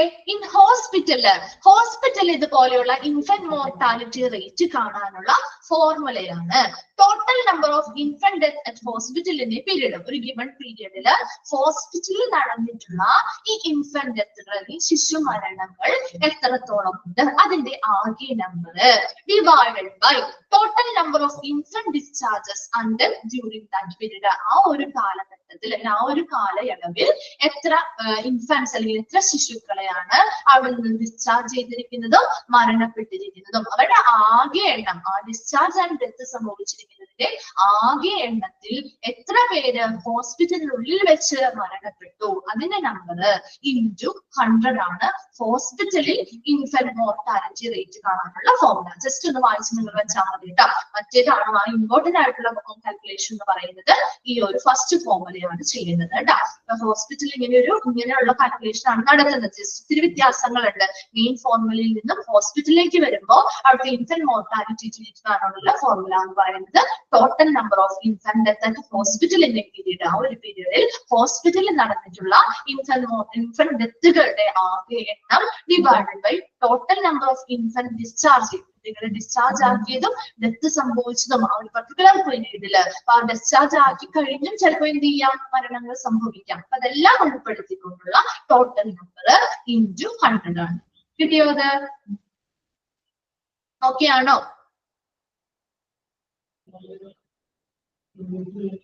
ഓക്കെ ആണോ? നമ്മൾ രണ്ടെണ്ണമാണ് പറഞ്ഞത്. ഡെത്ത് റേറ്റ് പറഞ്ഞു, പിന്നെ ഏതാ പറഞ്ഞ ഇൻഫന്റ് മോർട്ടാലിറ്റി റേറ്റും പറഞ്ഞു. ഇനി നെക്സ്റ്റ് നിങ്ങൾക്ക് പുതിയതായിട്ടൊരു ഭാഗമാണ് വരുന്നത്, പ്രിവാലൻസ് ഓഫ് എ ഡിസീസ്. എന്താണ് പ്രിവാലൻസ് എന്ന് പറഞ്ഞാല്? എന്താണ് പ്രിവാലൻസ്? രോഗവ്യാപനം. കേട്ടിട്ടുണ്ടോ? രോഗവ്യാപനം കേട്ടിട്ടില്ലേ? പ്രിവാലൻസ് ഓഫ് ഡെത്ത്, ഡിസീസ് അല്ലെ, രോഗവ്യാപനം. അപ്പൊ നമുക്കറിയാം, നമുക്കത് കുറച്ചുകൂടി നമുക്ക് എന്താണ് കുറച്ചുകൂടി കണക്ട് ചെയ്യാൻ പറ്റുന്ന രീതിയിൽ ഇവിടെ രോഗവ്യാപനം എന്ന് പറയുന്നത് ഒരു പർട്ടിക്കുലർ ഡിസീസ് തന്നെയാണ് അല്ലെ, ഒരു രോഗം അല്ലെ, ഒരു പർട്ടിക്കുലർ ഡിസീസ് അല്ലെങ്കിൽ ഒരു രോഗം അല്ലെങ്കിൽ ഒരു രോഗാവസ്ഥ അല്ലെ, അത് ബാധിക്കുന്ന പോപ്പുലേഷനിൽ എത്ര ആളുകൾ ഇത് ബാധിക്കുന്നുണ്ട് അല്ലെ. നമ്മൾ കോവിഡ് വന്നപ്പോ നമ്മൾ പറഞ്ഞില്ലേ, നമുക്ക് ഇത്ര പേർക്ക് ആ ഒരു പോപ്പുലേഷനിൽ എത്ര പേർക്ക് കോവിഡ് ബാധിച്ചിട്ടുണ്ട് അല്ലെ, എത്ര പേർക്ക് ഇനി ഇത് വരാൻ സാധ്യതയുണ്ട് എന്നൊക്കെ നമ്മൾ കാൽക്കുലേറ്റ് ചെയ്ത് കണ്ടുപിടിച്ചില്ലേ അല്ലെ. നമ്മൾ അതിനനുസരിച്ച് നമ്മൾ എന്ത് ചെയ്യുന്നു, മരുന്നുകളും പ്രിക്കോഷൻസും ഒക്കെ എടുത്തു അല്ലെ. അപ്പൊ അതുപോലെ തന്നെ ആ ഒരു കോവിഡ് വെച്ച് നിങ്ങൾ കുറച്ചുകൂടി ആ ഒരു എക്സാമ്പിൾ എന്തെങ്കിലും വെച്ച് നിങ്ങൾ കണക്ട് ചെയ്യുകയാണെങ്കിലാണ് കുറച്ചുകൂടി ഒന്നുകൂടി എന്ത് ചെയ്യാൻ പറ്റുള്ളൂ, മനസ്സിലാക്കാൻ പറ്റുള്ളൂ. അപ്പൊ ഇവിടെ ഒരു രോഗം എന്ന് പറയുന്നത് ഒരു എന്താണ്, ഒരു കമ്മ്യൂണിക്കബിൾ ഡിസീസുകൾ അല്ലെങ്കിൽ പകർച്ചവ്യാധികൾ മാത്രമല്ല ഇവിടെ പറയുന്നത്. അപ്പൊ നമുക്കറിയാം, ഇപ്പോ എന്താ ഇവിടെ ഓൾറെഡി എക്സാമ്പിൾ കൊടുത്തിട്ടുണ്ട്, ഹൈ പ്രിവാലൻസ് റേറ്റ് ഉള്ളത് കാർഡിയോ വാസ്കുലർ ഡിസീസുകൾ പോലെയുള്ള കാര്യങ്ങൾ, നമ്മുടെ ലൈഫ് സ്റ്റൈലുമായി ബന്ധപ്പെട്ട് വരുന്ന രോഗങ്ങൾ അല്ലെ. നമ്മുടെ എന്താണ്, നമ്മുടെ ഇടയിൽ തന്നെ ഒരുപാട് പേരെടുത്താലും ഏറ്റവും കൂടുതൽ രോഗവ്യാപനം എന്ന് പറയുന്നത് പകർച്ചവ്യാധി മാത്രമല്ല പറയുന്നത്, ഏറ്റവും കൂടുതൽ ആളുകൾക്ക് വന്നിരിക്കുന്ന രോഗം, ആ ഒരു മീനിങ് കൂടി നിങ്ങൾ എടുക്കണം കേട്ടോ. അപ്പൊ ഏറ്റവും കൂടുതൽ ആളുകൾക്ക് ഇപ്പൊ ഒരുപാട് പേർക്ക് ഇപ്പോ ഹൃദയ സംബന്ധമായ രോഗങ്ങള് ഇല്ലേ, ഉണ്ടോ അല്ലെ, നമുക്ക് ഒരുപാട് പേരെ നമ്മൾ അറിയും അല്ലെ, മിക്കവർക്കും ഇപ്പോ ഹൃദയ സംബന്ധമായിട്ടുള്ള രോഗങ്ങളുണ്ട്, ഡയബറ്റിക്സ് ഉണ്ട്, ക്യാൻസർ ഉണ്ട്, അല്ലെ? അപ്പൊ ഇങ്ങനെയുള്ള ഒരുപാട് രോഗങ്ങള് എന്താണ്, അത് പകർച്ചവ്യാധി അല്ലെങ്കിൽ കൂടി ഏറ്റവും കൂടുതലായിട്ട് മുന്നില് ഈ ഒരു രോഗവ്യാപനത്തിൽ ഏറ്റവും മുന്നിൽ നിൽക്കുന്ന രോഗങ്ങളാണ് പറയുന്ന രോഗങ്ങൾ. നമ്മളിപ്പോ പ്രിവാലൻസ് ഓഫ് ഡിസീസ് എന്ന് പറയുമ്പോൾ നിങ്ങളുടെ മനസ്സിലേക്കും ഓടി വരുന്നത് എപ്പോഴും നമ്മുടെ പകർച്ചവ്യാധികൾ പോലെയുള്ള കാര്യങ്ങളായിരിക്കാം, അല്ലെ? ഇപ്പൊ കോവിഡ്, നിങ്ങൾക്ക് ആ ഒരു എക്സാമ്പിൾ പറയുമ്പോൾ നിങ്ങൾ ആ ഒരു കോവിഡിന്റെ കാര്യം ആലോചിച്ചാൽ കുറച്ചുകൂടി പെട്ടെന്ന് നിങ്ങൾക്ക് മനസ്സിലാവും. അതേസമയം അത് മാത്രമല്ല നമ്മൾ ഇവിടെ ഉദ്ദേശിക്കുന്നത്, എത്ര ആളുകൾ ഒരു പോപ്പുലേഷനില് നമ്മളൊരു കേരളം എന്ന് പറയുന്ന ഒരു സ്റ്റേറ്റ് എടുക്കുകയാണെങ്കിൽ ആ ഒരു സ്റ്റേറ്റിനുള്ളിൽ എത്ര ആളുകൾക്ക് ഇതുപോലെയുള്ള രോഗാവസ്ഥകൾ ഉണ്ടാവുന്നുണ്ട്. ഒരു സെയിം രോഗം തന്നെ, ഇപ്പൊ ഒരു ഡയബറ്റിക്സ് എന്ന് പറയുന്ന രോഗമൊന്നും പകർച്ചവ്യാധി അല്ലെങ്കിൽ പോലും ഒരുപാട് ആളുകൾ, അല്ലെ, ഒരുപാട് ആളുകൾക്ക് അത് ബാധിക്കുന്നുണ്ട്, ഇല്ലേ? അതുപോലെ ഒരു ക്യാൻസർ എടുത്താലും ഒരു ഹൃദയ സംബന്ധമായ കാർഡിയോവാസ്കുലർ ഡിസീസുകൾ എടുത്താലും എല്ലാം അങ്ങനെ തന്നെയാണ്. അപ്പൊ ആ ഒരു രീതിയിലും കൂടി നിങ്ങൾ അത് ചിന്തിക്കണം കേട്ടോ, അല്ലെങ്കിൽ എനിക്കിത് കൺഫ്യൂഷൻ ആയി പോകും. അപ്പൊ ആദ്യത്തെ ആ ഒരു കുറച്ച് കാര്യങ്ങൾ നിങ്ങൾ ആ ഒരു കോവിഡുമായി ബന്ധപ്പെട്ടിട്ട് ഒന്ന് നോക്കിക്കഴിഞ്ഞാൽ നിങ്ങൾക്ക് അതായിരിക്കും കുറച്ചും കൂടി ബെറ്ററായിട്ട് മനസ്സിലാവാൻ എളുപ്പം. എന്നാൽ കൂടി അത് മാത്രമല്ല ഉള്ളത് കൂടി ഒന്ന് മനസ്സിലാക്കി വെക്കാം. അപ്പൊ പ്രിവാലൻസ് ഓഫ് ഡിസീസ് എന്ന് പറഞ്ഞാൽ രോഗവ്യാപനമാണ്. ആ ഒരു രോഗം ചിലപ്പോൾ പകർച്ചവ്യാധി ആവട്ടാവാം, അല്ലാതെയും ഒരുപാട് ആളുകളെ ബാധിക്കുന്ന രീതിയിൽ ഒരുപാട് രോഗങ്ങൾ വരുന്നുണ്ട്. അപ്പൊ അതിന്റെ ആ ഒരു പ്രിവാലൻസ് അല്ലെങ്കിൽ അതിന്റെ ആ ഒരു ചിക്കൻ ബോക്സ് അങ്ങനെയുള്ള എന്താണ് കമ്മ്യൂണിക്കബിൾ അല്ലെങ്കിൽ സാംക്രമിക രോഗങ്ങൾ മാത്രമല്ല അല്ലാത്തതും വരുന്നുണ്ടെന്നാണ് മിസ് പറഞ്ഞത് കേട്ടോ. നോക്കിയപ്പോ പ്രിവാലൻസ് എന്ന് പറഞ്ഞാല് എന്താണ്, refer to as a prevalence rate. അത് ഒരുപാട് രോഗങ്ങൾ വരുന്നുണ്ട്. Refer to as prevalence rate എന്ന് പറഞ്ഞാൽ എന്താ, is the proportion of persons in a population who are affected with a particular disease or attribute at a specific point in time or over a specified time period. എന്താ, ഒരു നിർദ്ദിഷ്ട കാലയളവില്, അല്ലെ, അതും ഒരു particular period വെച്ചാണ് നമ്മൾ കണക്കാക്കുന്നത്. ആ ഒരു സ്പെസിഫിക് ആയിട്ടുള്ള ഒരു പ്രത്യേക കാലയളവില് ഒരു പർട്ടിക്കുലർ ഡിസീസ്, ഒരു പ്രത്യേക രോഗമോ അല്ലെങ്കിൽ ഒരു രോഗാവസ്ഥയോ മൂലം, അല്ലെങ്കിൽ ആ ഒരു പർട്ടിക്കുലർ ഡിസീസ് അല്ലെങ്കിൽ അട്രിബ്യൂട്ട്, ആ ഒരു പർട്ടിക്കുലർ രോഗമോ അല്ലെങ്കിൽ അവസ്ഥയോ ബാധിച്ചിട്ടുള്ള വ്യക്തികളുടെ പ്രൊപ്പോർഷൻസ് അല്ലെങ്കിൽ അനുപാതമാണ് നമ്മളുടെ പ്രിവാലൻസ് റേറ്റിൽ കാണുന്നത്. എന്താ, നമ്മുടെ ഇപ്പൊ ഒരു പോപ്പുലേഷനിൽ ഒരുപാട് പേർക്ക് കോവിഡ് വന്നു. ഒരു എക്സാമ്പിൾ പറയുന്നതാണ് കേട്ടോ, ഒരുപാട് പേർക്ക് കോവിഡ് വന്നു. അതിൽ എത്ര പേർക്ക്, ഇപ്പൊ ആ ഒരു പോപ്പുലേഷൻ ചിലപ്പോ 1000 പേരായിരിക്കാം. ആ 1000 പേരിൽ എത്ര ആളുകൾക്ക് ഈ പറയുന്ന ഒരു പർട്ടിക്കുലർ ഡിസീസ് അല്ലെങ്കിൽ ആ ഒരു അവസ്ഥ ബാധിച്ചിട്ടുണ്ട്. അങ്ങനെ ബാധിച്ച ആളുകളുടെ അനുപാതമാണ് ആ ഒരു പോപ്പുലേഷൻ ഇങ്ങനെ ബാധിച്ചിട്ടുള്ള, ഡിസീസ് ബാധിച്ചിട്ടുള്ള അല്ല ഒരു അവസ്ഥയിൽ കടന്നു പോകുന്ന ആളുകളുടെ അനുപാതമാണ് നമ്മൾ ഈ പ്രിവാലൻസ് റേറ്റിൽ കണക്കാക്കപ്പെടുന്നത്. കിട്ടിയോ? എന്താണ് ഒരു പ്രിവാലൻസ് ഓഫ് എ ഡിസീസിന്റെ ആ ഒരു പ്രിവാലൻസ് റേറ്റ് എന്താണെന്ന് മനസ്സിലായോ? മനസ്സിലായോ? ഓക്കെ, നെക്സ്റ്റ് ഭാഗം നമുക്ക് അടുത്ത ക്ലാസ്സിൽ എടുക്കാം കേട്ടോ. അതൊരു കുറച്ച് ഭാഗമുണ്ട്, അതൊന്ന് കംപ്ലീറ്റ് ചെയ്യണമെങ്കിൽ നമുക്ക് സമയമില്ല. അടുത്ത ക്ലാസ്സിലേക്ക് എടുക്കാം. നെക്സ്റ്റ് ക്ലാസ് വെയിറ്റ് ചെയ്യുന്നത് തോന്നുന്നു. ഓക്കെ, നെക്സ്റ്റ് ക്ലാസ്സിൽ വരുമ്പോൾ ഇതൊന്ന് വായിച്ചിട്ട് വരാം കേട്ടോ. Thank you.